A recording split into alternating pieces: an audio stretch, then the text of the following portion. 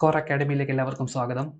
അപ്പോൾ നമ്മൾ ഇന്നിവിടെ ഡീൽ ചെയ്യുന്നത് phase 1 and phase 2 degree prelims കഴിഞ്ഞു അല്ലേ. അപ്പോൾ അതിൻ്റെ അകത്തെ കണക്റ്റിംഗ് ഫാക്ട്സ് ആണ്. അതുമായിട്ട് ബന്ധപ്പെട്ട മാക്സിമം ഇനിയിപ്പം തേർഡ് ഫേസിൽ ഫേസ് 3ൽ എന്തൊക്കെ ചോദിക്കാം അതൊക്കെയാണ് നമ്മൾ ഡിസ്കസ് ചെയ്യുന്നത്. നമ്മൾ മാക്സിമം ക്വസ്റ്റ്യൻസ് പറയുന്നു, അതുമായിട്ട് ബന്ധപ്പെട്ട എന്തൊക്കെ അതും ഓപ്ഷനൊക്കെ എടുത്ത് നമ്മൾ മാക്സിമം എന്തൊക്കെയാണ് ചോദിക്കാൻ ചാൻസ് ഉള്ളത്, ഓക്കെ, അതൊക്കെയാണ് നമ്മൾ ഡിസ്കസ് ചെയ്യുന്നത്. അപ്പോൾ എല്ലാവരെയും സ്വാഗതം ചെയ്യുന്നു.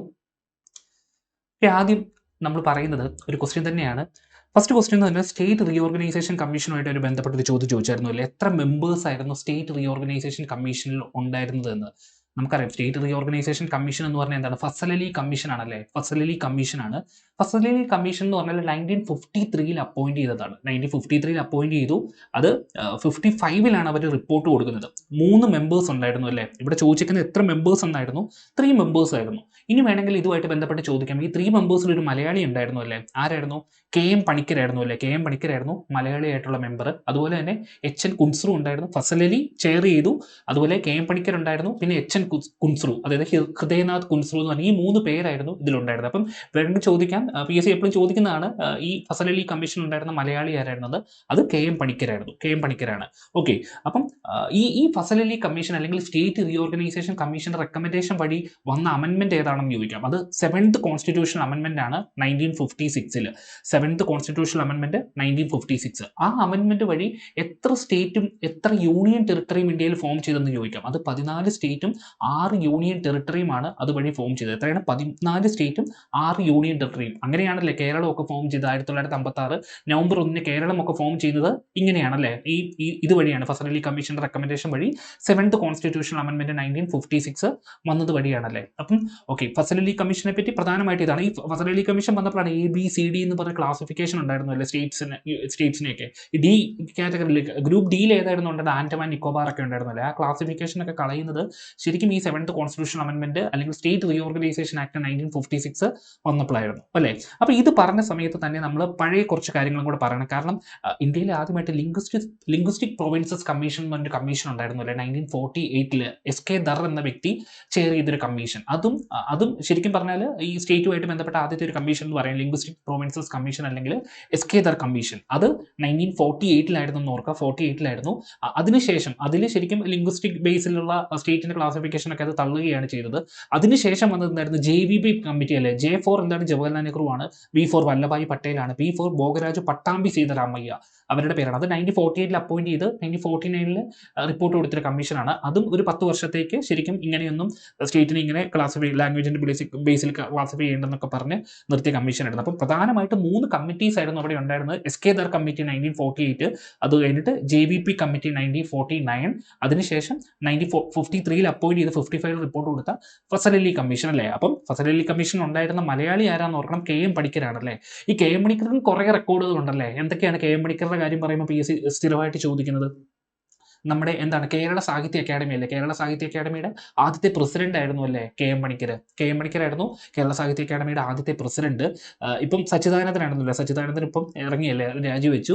ഓക്കെ. അതുപോലെ നമ്മുടെ രാജ്യസഭയിലേക്ക് നോമിനേറ്റ് ചെയ്യപ്പെട്ട ആദ്യത്തെ മലയാളി എന്ന് പറയുന്ന ആരാണ്? അതും KM പണിക്കരാണല്ലേ. രാജ്യസഭയിലേക്ക് നോമിനേറ്റ് ചെയ്യപ്പെട്ട ആദ്യത്തെ മലയാളി. 12 പേരെയാണ്, 250 പേര് രാജ്യസഭയിലുള്ളത്. 12 പേരെയാണ് രാഷ്ട്രപതിക്ക് നോമിനേറ്റ് ചെയ്യാൻ പറ്റുന്നത്. അങ്ങനെ നോമിനേറ്റ് ചെയ്യപ്പെട്ട ആദ്യത്തെ മലയാളിയാണ് KM പണിക്കർ. അതുപോലെ ആദ്യത്തെ മലയാളി വനിത ആരായിരുന്നു? അത് PT ഉഷ ആയിരുന്നു അല്ലേ. 7 മലയാളികളെയാണ് ഇതുവരെ അങ്ങനെ അപ്പോയിന്റ് ചെയ്ത് നോമിനേറ്റ് ചെയ്യപ്പെട്ടിട്ടുള്ളത് രാജ്യസഭയിലേക്ക്. അതിൽ ആദ്യത്തെ മലയാളി എന്ന് പറയുന്നത് KM പണിക്കരായിരുന്നു. ആദ്യത്തെ മലയാളി വനിത എന്ന് പറയുന്നത് PT ഉഷ ആയിരുന്നു അല്ലേ. PT ഉഷ ആയിരുന്നു. ഓക്കെ. അതുപോലെ കേരള സിംഹം എന്ന ബുക്ക് എഴുതിയത് KM പണിക്കരാണ്. അങ്ങനെ കുറേ റെക്കോർഡുകൾ KM പണിക്കർക്ക് ഉണ്ടല്ലേ. ഓക്കെ. അപ്പം KM പണിക്കരെ പറ്റി നമ്മൾ പറഞ്ഞു. അപ്പം ഇതൊക്കെയാണ് സ്റ്റേറ്റ് റീഓർഗനൈസേഷൻ കമ്മീഷൻ. അപ്പം നിങ്ങൾ ഓർക്കുക, അത് തന്നെയാണ് ഫസൽ അലി കമ്മീഷൻ. ഫസൽ അലി കമ്മീഷൻ PSCയുടെ ഒരു ഫേവറേറ്റ് ടോപ്പിക്കാണ്. എപ്പോഴും റിപ്പീറ്റ് ആയിട്ട് ചോദിക്കുന്ന ഒരു സംഭവമാണ് ഈ ഫസൽ അലി കമ്മീഷൻ. അതുപോലത്തെ ലാഹോർ സെഷൻ ഉണ്ടല്ലോ, ലാഹോർ സെഷൻ, ഇതൊക്കെ റിപ്പീറ്റ് ആയിട്ട് PSC ചോദിക്കുന്നതാണ്. അതുകൊണ്ട് തന്നെ ഇതിന്റെ ബേസ് സംഭവങ്ങൾ എല്ലാം പഠിച്ചിരിക്കുക. ഓക്കെ. അപ്പം നമുക്ക് അടുത്ത ടോപ്പിക്കിലേക്ക്, അടുത്ത സബ്ജക്റ്റിലേക്ക് പോകാം. അപ്പം 3 മെമ്പേഴ്സ് ആയിരുന്നു ഇതിലുള്ളതെന്ന് ഓർക്കുക. ഓക്കെ. അടുത്തത് ഡച്ച് ഇൻ കേരളനെ പറ്റിയാണ്. ഡച്ചുകാരെ പറ്റിയും പോർച്ചുഗീസുകാരെ പറ്റിയും ഇംഗ്ലീഷുകാരെ പറ്റിയൊക്കെ ചോദിക്കാറുണ്ടല്ലേ. അപ്പോൾ ഡച്ചുകാരെ പറ്റിയാണ് ഈ ചോദ്യം പറഞ്ഞിരിക്കുന്നത്. ഇവിടെ ചോദിച്ചിരിക്കുന്നത് ഇത് ഫസ്റ്റ് ഫേസിലെ ക്വസ്റ്റൻ ആയിരുന്നു അല്ലേ. Dutch introduce the first printing press in Kerala എന്നാണ്. ഇത് ആദ്യത്തെ ഫേസിൽ ചോദിച്ചു. ഇതുപോലെ തന്നെ രണ്ടാമത്തെ ഫേസിലും വന്നായിരുന്നല്ലോ, ചോദിച്ചായിരുന്നല്ലോ പോർച്ചുഗീസ് ആണ് ഇൻട്രൊഡ്യൂസ് ചെയ്തതെന്ന് പറഞ്ഞാൽ. ശരിക്കും അതൊരു ഒരു സംഭവം നമ്മൾ പറഞ്ഞു. അതിൽ ആ ക്വസ്റ്റനിൽ കുറച്ച് ഡൗട്ട് വരും എന്നൊക്കെ പറഞ്ഞായിരുന്നു. ഇന്ത്യയിൽ ആദ്യമായിട്ട് അല്ല കേരളത്തിൽ ആദ്യമായിട്ട് പ്രിന്റിംഗ് പ്രസ് തുടങ്ങിയത് ആരാണെന്ന് ചോദിച്ചാൽ ബെഞ്ചമിൻ ബെയ്ലിനെയാണ് നമ്മൾ പറയുന്നത്. അത് 1881 CMS പ്രസ് കോട്ടയമാണ് ഈ ബെഞ്ചമിൻ ബെയ്ലി തുടങ്ങിയത്. ഓക്കെ, അദ്ദേഹം ഒരു ബ്രിട്ടീഷുകാരനായിരുന്നു 1821. ഓക്കെ, അതേസമയത്ത് ഇന്ത്യയിൽ ആദ്യമായിട്ട് പ്രിന്റിംഗ് പ്രസ് തുടങ്ങിയത് എവിടെയാണെന്ന് വെച്ചാൽ ഗോവയിലായിരുന്നു, പോർച്ചുഗീസുകാരായിരുന്നു. ഓക്കെ, അങ്ങനെ ചോദിച്ചാൽ അതാണ്. ഓക്കെ, അപ്പോൾ ഈ ചോദ്യത്തിൽ തെറ്റുത്തരമാണ് ചോദിച്ചേക്കുന്നത്. അപ്പോൾ അത് തെറ്റാണ്. ഡച്ച് അല്ല, ശരിക്കും ബ്രിട്ടീഷുകാരെന്നാണ് പറയുന്നത്. അപ്പം അത് തെറ്റാണ്. ഫസ്റ്റ് ഓപ്ഷൻ തെറ്റാണ്. ഇനി രണ്ടാമത്തേത്, Marthanda Varma defeated the Dutch Colachel എന്ന് പറഞ്ഞാൽ കറക്റ്റ് ആണല്ലേ. കൊളച്ചൽ യുദ്ധത്തിൽ മാർത്താണ്ഡവർമ്മ ഡിലനോയ് അവരെ പരാജയപ്പെടുത്തുകയാണ് ചെയ്തത്. അത് 1741 എന്നായിരുന്നു. 1741 ഓഗസ്റ്റ് 10 നടന്നതല്ലേ കൊളച്ചൽ യുദ്ധം. കൊളച്ചൽ എന്ന് പറഞ്ഞാൽ പ്രസന്റ്ലി അത് കന്യാകുമാരി തമിഴ്നാട്ടിലാണ് ഇപ്പോൾ അത് ലൊക്കേറ്റ് ചെയ്തേക്കുന്നത്. അപ്പം മാർത്താണ്ഡവർമ്മ, അനിഴം തിരുനാൾ മാർത്താണ്ഡവർമ്മ പരാജയപ്പെടുത്തി. ആ സ്റ്റേറ്റ്മെന്റ് കറക്റ്റ് ആണല്ലേ. ഓക്കെ, ഇനി one of the greatest achievements of the Dutch in Kerala was the compilation of Hortus Malabaricus എന്ന് പറഞ്ഞാൽ കറക്റ്റ് ആണല്ലേ. ഡച്ചുകാർ തന്നെയാണ് അത്. ഡച്ച് ലാറ്റിൻ ലാംഗ്വേജിലല്ലേ ഹോർത്തൂസ് മലബാറിക്കസ് എഴുതുന്നത്. അത് 12 ഓളിയം ആയിരുന്നു ഓർക്കുക. ഹോർത്തൂസ് മലബാറിക്കസ് 12 ഓളിയം ആയിരുന്നു. ആരാണ് എഴുതിയത്? ഹെൻറിക് വാൻ റീഡ് ആണല്ലേ. ഹെൻറിക് വാൻ റീഡ് ആണ്. അദ്ദേഹത്തിന് സഹായിച്ച മലയാളി ആരായിരുന്നു? ഇട്ടി അച്യുതനായിരുന്നു അല്ലേ. ഇട്ടി അച്യുതനാണ് ഹെൻറിക് വാൻ റീഡ് എഴുതി. ഇട്ടി അച്യുതനാണ് അദ്ദേഹത്തെ സഹായിച്ചത്. 12 ഓളിയമായിട്ടാണ് ഇത് ഇറങ്ങിയത്. ആദ്യത്തെ ഓളിയം 1678 അങ്ങനെ 12 ഓളിയമായിട്ടാണ് ഇത് ഇറങ്ങിയത്. ലാറ്റിനാണ്. ഗാർഡൻ ഓഫ് മലബാർ എന്നാണ് ഹോർത്തൂസ് മലബാറിക്കസിന്റെ മീനിങ് അല്ലേ. മീനിങ് എന്ന് പറയുന്നത്. പിന്നെ മലയാള ലിപി ആദ്യമായിട്ട് അച്ചടിച്ചു വന്നതും ഹോർത്തൂസ് മലബാറിക്കസിലായിരുന്നു അല്ലേ. ഓക്കെ, അതുപോലെ പക്ഷേ അതേസമയത്ത് പൂർണ്ണമായിട്ട് മലയാളത്തിൽ അച്ചടിച്ച് ചെയ്ത സംക്ഷേപ വേദാർത്ഥമായിരുന്നു. 1772 സംക്ഷേപ വേദാർത്ഥമായിരുന്നു. റോം ഇറ്റലിയിൽ പബ്ലിഷ് ചെയ്തതായിരുന്നു അല്ലേ. റോം ഇറ്റലിയിൽ പബ്ലിഷ് ചെയ്തതായിരുന്നു. ഓക്കെ, അപ്പം അതും ഓർക്കുക. ഫാദർ ക്ലെമന്റ് എന്ന് പറഞ്ഞ വ്യക്തിയായിരുന്നു അത് പബ്ലിഷ് ചെയ്തത്, സംക്ഷേപ വേദാർത്ഥം. ഓക്കെ, അപ്പം ഹോർത്തൂസ് മലബാറിക്കസിനെ പറ്റി ഇതൊക്കെയാണ്. പിന്നെ അതുപോലെ തന്നെ ഹോർത്തൂസ് മലബാറിക്കസിന്റെ വേറൊരു രീതി ചോദിക്കാം. ഇത് ഇംഗ്ലീഷിലേക്കും മലയാളത്തിലേക്കും ഒക്കെ ട്രാൻസ്ലേറ്റ് ചെയ്ത യൂണിവേഴ്സിറ്റി ഓഫ് കേരളയായിരുന്നു. ആരായിരുന്നു?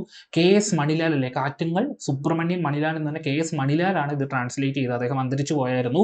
ഓക്കെ, അപ്പം അതും ഹോർത്തൂസ് മലബാറിക്കസുമായിട്ട് ബന്ധപ്പെട്ട് ചോദിക്കാൻ സാധ്യതയുള്ള ഒരു ക്വസ്റ്റൻ ആണ്. ഓക്കെ, അപ്പം ഇതൊക്കെയാണ് നമുക്ക് പറയാനുള്ളത്. ഇനി അടുത്തത്, Dutch naval forces under De Lannoy were responsible for modernising Thiruvithamkur navy. Correct ആണല്ലേ. ആ യുദ്ധം, കുളച്ചൽ യുദ്ധം 1741 ശേഷം ഡെലനോയി വലിയ കപ്പിത്താൻ എന്ന് പറഞ്ഞ് ട്രാവൻകൂർ മാർത്താണ്ഡവർമ്മയുടെ കൂടെ കൂടിയിരുന്നു. അപ്പോൾ ഓർക്കുക. അപ്പം ഇതും ഡച്ചുകാരും ഇമ്പോർട്ടൻ്റ് ആയ ഒരു സബ്ജക്റ്റ് ആണ്. അപ്പം നമ്മൾ ഡച്ചുകാരെ പറ്റി ഇമ്പോർട്ടൻ്റ് ആയ കാര്യങ്ങളൊക്കെ നമ്മളിവിടെ ഡിസ്കസ് ചെയ്തു. അടുത്ത ടോപ്പിക്കിലേക്ക് നമുക്ക് പോകാം. അടുത്ത ടോപ്പിക്ക്, ഓക്കെ, ഇത് ഒരു നല്ല ക്വസ്റ്റൻ ആണ്. ഇത് മാച്ച് ദ ഫോളോയിങ് ആണ്. ഇതിൽ കറക്റ്റ് പേഴ്സ് ആണ് ഇവിടെ ചോദിച്ചിരിക്കുന്നത്. മൂക്കുത്തി അജിറ്റേഷൻ, അത് ആറാട്ടുപുഴ വേലായുധ പണിക്കരാണല്ലേ. 1860 ഓർക്കുക. മൂക്കുത്തി അജിറ്റേഷൻ വർഷം ഓർക്കണം, കാരണം ഇനിയിപ്പോൾ ചോദിക്കുമ്പോൾ ചിലപ്പം വർഷം വെച്ച് ക്രോണോളജിക്കലും എല്ലാം ചോദിക്കാൻ ചാൻസ് ഉണ്ട്. അപ്പം 1860 മൂക്കുത്തി അജിറ്റേഷൻ എന്ന് ഓർക്കുക. ആറാട്ടുപുഴ വേലായുധ പണിക്കർ. ഓക്കെ, ഇനി കല്ലുമാല അജിറ്റേഷൻ എന്തായിരുന്നു? അത് അയ്യങ്കാളിയുടെ ആയിരുന്നു അല്ലേ. 1915. അത് കൊല്ലം കല്ലുമാല സമരം എവിടെയാണ് നടക്കുന്നത്? പെരിനാട് ലഹള എന്നും അറിയപ്പെടുന്നുണ്ടല്ലേ. പെരിനാട് ലഹള, കല്ലുമാല സമരം അല്ലെങ്കിൽ സ്റ്റോൺ നെക്ലേസ് പ്രൊട്ടസ്റ്റ് എന്നൊക്കെ പറയും. 1915 പെരിനാട് കൊല്ലത്ത് നടന്നതാണ് അയ്യങ്കാളി നടത്തിയതെന്ന് ഓർക്കുക. അതുപോലെ തന്നെ അയ്യങ്കാളിയായിട്ട് ബന്ധപ്പെട്ട് നമ്മൾ ഓർക്കേണ്ട കുറേ സംഭവങ്ങളുണ്ടല്ലേ. അത് 1893 വില്ലുവണ്ടി യാത്ര നടത്തിയല്ലേ. അതെവിടെയായിരുന്നു? വെങ്ങാനൂർ, തിരുവനന്തപുരത്താണ് അയ്യങ്കാളി നടത്തിയത്. പിന്നെ ഉള്ളത് പെരിനാട് ലഹള അല്ലെങ്കിൽ കല്ലുമാല സമരം നമ്മൾ പറഞ്ഞ 1915. അതുപോലെ തന്നെ പറയുന്നതാണ് ഊരുരുട്ടാമ്പലം ലഹള ഉണ്ടല്ലേ. അതിനെ 90-ാം ലഹള എന്ന് പറയും. അതും 1915 തന്നെ നടന്നതെന്ന് ഓർക്കുക. 1915. അതുപോലെ സാധുജന പരിപാലന സംഘം, അത് അയ്യങ്കാളി തുടങ്ങിയത് എന്നായിരുന്നു? 1907 സാധുജന പരിപാലന സംഘം അയ്യങ്കാളി തുടങ്ങിയതെന്ന് ഓർക്കുക. ഓക്കെ, അപ്പം ഇതൊക്കെയാണ് അയ്യങ്കാളിയായിട്ട് ബന്ധപ്പെട്ട് ഇമ്പോർട്ടൻ്റ് കാര്യങ്ങൾ നമുക്ക് പറയാനുള്ളത്. ഓക്കെ, അതുപോലെ അയ്യങ്കാളി ജനിച്ചത് എന്നായിരുന്നു? 1863 അല്ലേ. ഇതിപ്പം ഒരു PSCയുടെ ഒരു പാറ്റേൺ വെച്ചിട്ട് ഇപ്പം ഇങ്ങനത്തെ നവോത്ഥാന നായകരുടെ ഡേറ്റ് തന്നിട്ട് അവരുടെ ഇയർ ഓഫ് ബർത്ത് വെച്ചിട്ട് അറേഞ്ച് ചെയ്യാൻ പറയുന്നുണ്ട്. അതും ചോദിക്കാറുണ്ട്. അപ്പം അങ്ങനത്തെ കാര്യങ്ങൾ, ഇതുപോലത്തെ ഇമ്പോർട്ടൻ്റ് ആയ സാധനം, ആൾക്കാരുടെ ഡേറ്റ്, ഇപ്പം ചാവറ കുര്യാക്കോസ് അച്ഛൻ, അതുപോലെ വാഗ്ബടാനന്ദൻ, പിന്നെന്താ തൈക്കാടയ്യ, അങ്ങനത്തെ വൈകുണ്ഠ സ്വാമികൾ ഇങ്ങനത്തെ ആൾക്കാരുടെ ഡേറ്റ് ഓഫ് ബർത്ത് ഇയർ ഓർത്ത് വെക്കാൻ ശ്രമിക്കുക. കാരണം അത് ക്രോണോളജിക്കൽ ഓർഡറിൽ അറേഞ്ച് ചെയ്യാൻ ചോദിക്കുന്നുണ്ട്. ഓക്കെ, അപ്പം കല്ലുമാല അജിറ്റേഷനെ പറ്റിയാണ് നമ്മൾ പറഞ്ഞത്. അത് 1915 അയ്യങ്കാളിയായിരുന്നു എന്ന് പറഞ്ഞു. അത് കറക്റ്റാണ്. ഇനി മിശ്രഭോജനം ഉണ്ടല്ലേ, മിശ്രഭോജനം ഏതാണ്? സഹോദരൻ അയ്യപ്പനാണല്ലേ. മിശ്രഭോജനം സഹോദരൻ അയ്യപ്പൻ നടത്തിയ വർഷം ചോദിച്ചിട്ടുണ്ടെന്നു. അത് സെക്രട്ടേറിയറ്റ് അസിസ്റ്റന്റിന്റെ മെയിൻസിലും ചോദിച്ചതാണ്. അതെന്നായിരുന്നു? 1917 മിശ്രഭോജനം സഹോദരൻ അയ്യപ്പൻ നടത്തുന്നത് ചെറായി എറണാകുളത്താണ്. ചെറായി എറണാകുളം എന്ന് പറഞ്ഞാൽ സഹോദരൻ അയ്യപ്പന്റെ ബേസ് ആണല്ലേ, സ്ഥലമാണല്ലേ ചെറായി എറണാകുളം. അതപ്പം മിശ്രഭോജനം നടത്തിയ വർഷവും ഓർക്കുക. 1917 മിശ്രഭോജനം സഹോദരൻ അയ്യപ്പൻ നടത്തിയെന്ന് ഓർക്കുക അല്ലെ. ഈ സഹോദരൻ അയ്യപ്പൻ തന്നെയാണല്ലേ ഒരു ജാതിയില്ല, ഒരു മതമില്ല, ഒരു ദൈവമില്ല അങ്ങനെയൊക്കെ പറഞ്ഞതും ഈ സഹോദരൻ അയ്യപ്പനായിരുന്നു അല്ലേ, സഹോദരൻ അയ്യപ്പനായിരുന്നു. ഓക്കെ, അപ്പം അതും പറഞ്ഞു. ഇനി അടുത്ത ഓപ്ഷൻ, അപ്പോൾ ആ 3 ഓപ്ഷനും കറക്റ്റ് ആണല്ലേ. ഇനി 4ാമത്തെ ഓപ്ഷൻ ചാന്നാർ അജിറ്റേഷനെ പറ്റിയാണ് പറഞ്ഞിരിക്കുന്നത്. ചാന്നാർ അജിറ്റേഷൻ എന്ന് പറഞ്ഞാൽ പൊയ്കയിൽ യോഹന്നാനാണോ? അല്ല, ചാന്നാർ അജിറ്റേഷൻ അല്ല. പൊയ്കയിൽ യോഹന്നാന്റെ കാലഘട്ടം എപ്പോഴാണ്? അദ്ദേഹം എന്താണ്, അദ്ദേഹത്തെ നമ്മൾ ഓർക്കുന്നത് എന്താണ്? പ്രത്യക്ഷ രക്ഷാ ദൈവസഭ അല്ലേ. 1909 ഇരിവിപേരൂർ പത്തനംതിട്ട ജില്ലയിൽ തുടങ്ങിയതാണ് പ്രത്യക്ഷ രക്ഷാ ദൈവസഭ. അതുമായിട്ട് അസോസിയേറ്റ് ചെയ്ത വ്യക്തിയാണ് ആര്? പൊയ്കയിൽ യോഹന്നാൻ അല്ലെങ്കിൽ പൊയ്കയിൽ അപ്പച്ചൻ എന്നൊക്കെ പറയും. അദ്ദേഹം തിരുവല്ലയിലെ ഇരിവിപേരൂറുമായിട്ട് ബന്ധപ്പെട്ട പ്രശസ്തനായ വ്യക്തിയാണ്. ചാന്നാർ അജിറ്റേഷൻ അല്ല. ഈ ചാന്നാർ അജിറ്റേഷൻ അല്ലെങ്കിൽ മാറുമറക്കൽ സമരം എന്ന് പറഞ്ഞാൽ എന്താണ്? 1813 മുതൽ 59 വരെ ഉണ്ടായിരുന്ന ഒരു സംഭവമായിരുന്നു അല്ലേ. 1859 ജൂലൈ 26 ജൂലൈ 26 എന്താ സംഭവിച്ചത്? ഉത്രം തിരുനാൾ, മാർത്താണ്ഡവർമ്മ ഉത്രം തിരുനാളാണ് ഇത് ഡിക്ലെയർ ചെയ്യുന്നത്. ഈ ചാന്നാർ അജിറ്റേഷൻ അല്ലെങ്കിൽ മാറുമറക്കൽ സമരത്തിന്റെ പ്രഖ്യാപനമൊക്കെ നടത്തുന്നത് അദ്ദേഹമായിരുന്നു അല്ലേ, ചാന്നാർ അജിറ്റേഷനുമായിട്ട് ബന്ധപ്പെട്ട്. അത് ഓർത്തോണം, 1859 ജൂലൈ 26 ഓർക്കുക. വർഷം ഓർത്താൽ മതി, 1859. അപ്പൊ ഞാൻ ജൂലൈ 26 പറഞ്ഞില്ലേ, ഈ ജൂലൈ 26 തന്നെയാണ് എന്ത്? നമ്മുടെ കാർഗിൽ വിജയ് ദിവസം അല്ലേ. 1999 കാർഗിൽ വിജയ് ദിവസമായിട്ട് നമ്മൾ സെലിബ്രേറ്റ് ചെയ്യുന്ന ഒരു ജൂലൈ 26 ആണല്ലേ. ഓക്കെ, അപ്പൊ നമ്മൾ പറഞ്ഞു ചാന്നാർ അജിറ്റേഷൻ എന്ന് പറഞ്ഞാൽ പൊയ്കയിൽ യോഹന്നാനുമായിട്ട് ബന്ധമൊന്നുമില്ല. അപ്പൊ ഇതിന്റെ ഉത്തരം എന്ന് പറഞ്ഞാൽ 1, 2, 3 ആണ്. ഓപ്ഷൻ ബി ആയിരുന്നു, 1, 2, 3 ആയിരുന്നു. ഓക്കെ, അപ്പൊ നമ്മൾ ഇമ്പോർട്ടന്റ് സംഭവങ്ങളൊക്കെ ഇതുമായിട്ട് ബന്ധപ്പെട്ട കാര്യങ്ങളൊക്കെ നമ്മൾ പറഞ്ഞു. അപ്പൊ നമുക്ക് അടുത്ത ടോപ്പിക്കിലേക്ക് പോകാം. ഇനി പറയുന്നത് ഗ്രീൻ റവല്യൂഷൻ. ഗ്രീൻ റവല്യൂഷനും ഒരു PSCയുടെ ഒരു ഇമ്പോർട്ടൻറ്റ് ടോപ്പിക്കാണല്ലേ. ശരിക്കും ഗ്രീൻ റവല്യൂഷൻ നടക്കുന്നത് ഏത് 5 ഇയർ പ്ലാനിലായിരുന്നു? ഗ്രീൻ റവല്യൂഷൻ നടക്കുന്നത് അത് 3rd 5 ഇയർ പ്ലാനിലായിരുന്നു അല്ലേ. 1961 to 66 നടന്ന 3rd 5 ഇയർ പ്ലാനിന്റെ പീരീഡിലാണ് ഗ്രീൻ റവല്യൂഷൻ നടക്കുന്നത് അല്ലേ. ഓക്കെ, ഈ ഗ്രീൻ റവല്യൂഷന്റെ പിതാവ് എന്നറിയപ്പെടുന്ന ആരാ? നോർമൻ ബോർലോഗ് ആണല്ലേ. നോർമൻ ബോർലോഗ് എന്ന് പറഞ്ഞാൽ അമേരിക്കക്കാരനാണ് ഗ്രീൻ റവല്യൂഷന്റെ പിതാവ് എന്നറിയപ്പെടുന്നത്. അതേസമയത്ത് ഇന്ത്യൻ ഗ്രീൻ റവല്യൂഷന്റെ പിതാവ് എന്നറിയപ്പെടുന്ന ആരാ? MS സ്വാമിനാഥനാണല്ലേ. മാങ്കൊമ്പ് സാംബശിവൻ സ്വാമിനാഥൻ എന്ന് പറഞ്ഞാൽ MS സ്വാമിനാഥനെയാണ് ഇന്ത്യൻ ഗ്രീൻ റവല്യൂഷന്റെ പിതാവെന്ന് നമ്മൾ വിശേഷിപ്പിക്കുന്നത്. അപ്പം അത് ഓർക്കുക, ഈ ചോദ്യം ശ്രദ്ധിക്കുക. Major components of green revolution ആണ് ഇവിടെ ചോദിച്ചിരിക്കുന്നത്. ഹൈ ഈൽഡിംഗ് വെറൈറ്റി സീഡ്സ് ഉണ്ട്, HIV സീഡ്സ് ഉണ്ട്, അതുപോലെ യൂസ് ഓഫ് കെമിക്കൽ ഫെർട്ടിലൈസേഴ്സ് അതുകൊണ്ട്, എക്സ്പാൻഷൻ ഓഫ് ഇറിഗേഷൻ ഫെസിലിറ്റീസ് എല്ലാം ഉണ്ടല്ലോ. ഓൾ ഓഫ് ദി അബോവ് ആണ് ഇതിന്റെ ഉത്തരം. അപ്പോൾ ഗ്രീൻ റവല്യൂഷൻ ഓർത്തോളം 3rd 5 ഇയർ പ്ലാനിലാണ്. വേൾഡിലെ ഗ്രീൻ റവല്യൂഷന്റെ പിതാവ് എന്ന് പറയുന്നത് നോർമൻ ബോർലോഗ് ആണ്. ഇന്ത്യയിൽ MS സ്വാമിനാഥൻ ആണെന്ന് ഓർക്കുക. അതുപോലെ MS സ്വാമിനാഥനാണ് മലയാളത്തിൽ, അതായത് കേരളത്തിൽ നിന്ന് ആദ്യമായിട്ട് ഭാരതരത്ന കിട്ടിയ വ്യക്തി എന്ന് വേണമെങ്കിൽ MS സ്വാമിനാഥനെ പറയാൻ പറ്റും. പക്ഷെ അത് നമുക്ക് അങ്ങനെ പറയാൻ പറ്റുമോ എന്ന് ചോദിച്ചാൽ വേറെ ഉണ്ട്. പക്ഷേ ഇദ്ദേഹം ജനിച്ചത് കേരളത്തിലല്ലെങ്കിൽ പോലും തമിഴ്നാട്ടിലാണ് ജനിച്ചത്. പക്ഷേ ഇദ്ദേഹം മാങ്കൊമ്പ് എന്ന്, ഇദ്ദേഹത്തിന്റെ പേരിലുള്ള മാങ്കൊമ്പ് സാംബശിവൻ എന്ന് പറഞ്ഞ മാങ്കൊമ്പ് എന്ന പ്ലേസ് കേരളമായിട്ട് അസോസിയേറ്റ് ചെയ്ത് ആലപ്പുഴയിലെ ഒരു സ്ഥലമാണ്. ഓക്കെ, വേണമെങ്കിൽ നമുക്കിപ്പോൾ MGRനെ പറയാമല്ലേ. അപ്പം വേണമെങ്കിൽ ഇപ്പം PSC പറയുമ്പോൾ ആരെയാണ്? MS സ്വാമിനാഥനെയാണ് ഒരു മലയാളി എന്ന രീതിയിൽ നമ്മൾ പറയുന്നത്, ഭാരതരത്നം കിട്ടിയ മലയാളി എന്ന രീതിയിൽ നമ്മൾ പറയുന്നതെന്ന് ഓർക്കുക. അപ്പോൾ ഭാരതരത്നത്തെ പറ്റി ഓർക്കണം. ഭാരതരത്നവും ഒരു ഇമ്പോർട്ടൻറ്റ് അവാർഡാണ്. 1954 ഭാരതരത്നം സ്റ്റാർട്ട് ചെയ്തത്. 1954 തുടങ്ങി. ആർക്കൊക്കെയായിരുന്നു ആദ്യമായിട്ട് ഭാരതരത്നം കിട്ടിയത്? 3 പേർക്കാണല്ലേ ഭാരതരത്നം ആദ്യമായിട്ട് കിട്ടിയത്. അത് ആർക്കായിരുന്നു? ഒന്ന്, ഇന്ത്യയുടെ ഫസ്റ്റ് വൈസ് പ്രസിഡന്റ് ആയിരുന്ന സർവേപ്പള്ളി രാധാകൃഷ്ണനുണ്ട്, അതുപോലെ C രാജഗോപാലാചാരി ഉണ്ട്, ചക്രവർത്തി രാജഗോപാലാചാരിക്കുണ്ട്, CB രാമനുണ്ട്. അങ്ങനെ 3 പേർക്കായിരുന്നു ആദ്യമായിട്ട് ഭാരതരത്നം കിട്ടിയത്. അതിനുശേഷം ആദ്യമായിട്ട് പോസ്റ്റുമസ്ലി മരണശേഷം ഭാരതരത്നം കിട്ടിയത് ആരാന്ന് ചോദിച്ചാൽ ലാൽ ബഹദൂർ ശാസ്ത്രിക്കായിരുന്നു. 1966 ലാൽ ബഹദൂർ ശാസ്ത്രിക്ക് മരണശേഷം പോസ്റ്റുമസ്ലി ഭാരതരത്നം കിട്ടുന്നത്. അതുപോലെ ആദ്യമായിട്ട് ഒരു വനിതയ്ക്ക് ഭാരതരത്നം കിട്ടുന്നത് 1971 ആർക്കായിരുന്നു? 1971 ഇന്ദിരാഗാന്ധിക്കായിരുന്നു. അതുപോലെ ആദ്യമായിട്ടൊരു വിദേശിക്ക് ഭാരതരത്നം കിട്ടുന്ന 1900 ഏത് വർഷമായിരുന്നു? വിദേശിക്ക് കിട്ടുന്ന 1987 ഖാൻ അബ്ദുൽ ഗാഫർ ഖാൻ, ഫ്രണ്ടിയർ ഗാന്ധി അല്ലെങ്കിൽ അതിർത്തി ഗാന്ധി എന്നറിയപ്പെടുന്ന ഖാൻ അബ്ദുൽ ഗാഫർ ഖാൻ ആയിരുന്നു ആദ്യമായിട്ട് ഒരു വിദേശിക്ക് ഭാരതരത്നം കിട്ടുന്നത്. പിന്നെ ഒരു വിദേശിക്കും കൂടെ കിട്ടിയിട്ടുണ്ട് 1990 നെൽസൺ മണ്ടേലയ്ക്ക്. ഇതുവരെ 53 പേർക്ക് ഭാരതരത്നം കിട്ടിയിട്ടുണ്ട്. അതിൽ 51 പേര് ഇന്ത്യക്കാരാണ്, 2 പേര് മാത്രമാണ് വിദേശികൾ. അപ്പം നിങ്ങൾ ഓർക്കും മദർ തെരേസയ്ക്ക് കിട്ടിയിട്ടില്ലെന്ന്. മദർ തെരേസയെ നമ്മളൊരു നാച്ചുറലൈസ്ഡ് സിറ്റിസൺ ആയിട്ടാണ് കൂട്ടുന്നത്. അദ്ദേഹത്തിന് കിട്ടിയത് 1918 ഭാരതരത്ന കിട്ടിയത്. 1979 പീസ് പ്രൈസ് കിട്ടി, 1918 ഭാരതരത്ന കിട്ടി. ഓക്കെ, അങ്ങനെ കുറേയധികം റെക്കോർഡുകൾ പറഞ്ഞു. പിന്നെ അതുപോലെ ഭാരതരത്ന കിട്ടുന്ന വ്യക്തി ഇന്ത്യൻ ഓർഡർ ഓഫ് പ്രസിഡൻസ് വഴി 7ാമത്തെ പൊസിഷനിലാണെന്ന് ഓർക്കുക. 7th A എന്നാണ് കറക്റ്റ് ആയിട്ട് പറയുന്നത്. ഇന്ത്യൻ ഓർഡർ ഓഫ് പ്രസിഡൻസ് വഴി 7ാമത്തെ പൊസിഷനിലാണെന്ന് ഓർക്കുക. അതുപോലെ 2024 5 പേർക്കാണ് ഭാരതരത്ന കിട്ടിയത്. 2024 5 പേർക്ക് ഭാരതരത്ന കിട്ടി. ആർക്കൊക്കെയായിരുന്നു? MS സ്വാമിനാഥൻ ഉണ്ടായിരുന്നു, കർപ്പൂരി താക്കൂർ ഉണ്ടായിരുന്നു, MS സ്വാമിനാഥൻ, ചൗധരി ചരൺ സിംഗ്, LK അദ്വാനി, അതുപോലെ PV നരസിംഹറാവു. അതിൽ LK അദ്വാനി മാത്രമായിരുന്നു ജീവിച്ചിരിക്കുന്ന ഒരു വ്യക്തി. ബാക്കി എല്ലാവരും പോസ്റ്റ്മസിലെയാണ് ബാക്കി എല്ലാവർക്കും കൊടുത്തതെന്ന് ഓർക്കുക. ഇതൊക്കെയാണ് ഇമ്പോർട്ടൻ്റ് ആയ കാര്യങ്ങൾ പറയാനുള്ളത്. അപ്പോൾ ഗ്രീൻ റെവല്യൂഷനെ പറ്റി നമ്മൾ പറഞ്ഞു. ഇനി അടുത്ത ടോപ്പിക്കിലേക്ക് നമുക്ക് പോകാം. അടുത്തത് Estado da India is popularly known as എന്താണെന്നാണ് ചോദിച്ചത്. അത് നിങ്ങൾക്ക് ഒന്നും അറിയില്ലെങ്കിൽ പോലും അതിൽ നിന്ന് കുറച്ചൊക്കെ, നിങ്ങളിപ്പോൾ വാസ്കോഡ ഗാമ അങ്ങനെയൊക്കെ നമ്മൾ പറയല്ലേ, വാസ്കോഡ ഗാമ, അപ്പോൾ ആ പേരിൽ നിന്നൊക്കെ നോക്കുമ്പം ശ്രദ്ധിക്കുക, അങ്ങനെ ഒരു ടേം വരുന്നത് സാധാരണ പോർച്ചുഗീസുകാർക്കാണ്. അപ്പം ഒന്നും അറിയില്ലെങ്കിൽ അങ്ങനെ വർക്കൗട്ട് ചെയ്താൽ ചിലപ്പോൾ ഉത്തരത്തിലേക്ക് എത്താൻ സാധിക്കും. അത് പോർച്ചുഗീസ് ഈസ്റ്റ് ഇന്ത്യ കമ്പനിയാണ് അപ്പോൾ അതിൻ്റെ ഉത്തരം. അപ്പം പോർച്ചുഗീസ് ഈസ്റ്റ് ഇന്ത്യ കമ്പനിയെ പറ്റി ഓർക്കുമ്പം പോർച്ചുഗീസിൻ്റെ ആദ്യത്തെ വൈസ്രോയി ആരാന്ന് ഓർക്കണം. ഇന്ത്യയിൽ 1505 മാനുവൽ ഒന്നാമൻ ആരെയാണ് ആദ്യത്തെ വൈസ്രോയി ആയിട്ട്, പോർച്ചുഗീസിലെ വൈസ്രോയി ആയിട്ട് അപ്പോയിന്റ് ചെയ്ത് ആരെയായിരുന്നു?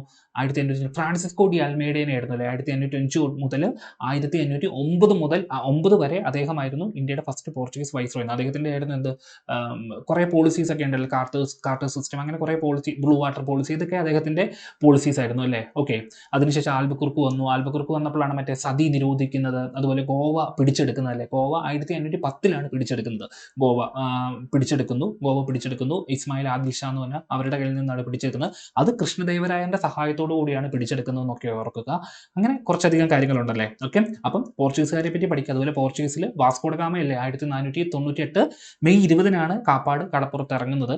അതിനുശേഷം അദ്ദേഹം ഇന്ത്യയിൽ എത്ര തവണ വന്നു? 3 വട്ടം വന്നു അല്ലേ. 1498, 1502, അതുപോലെ 1524.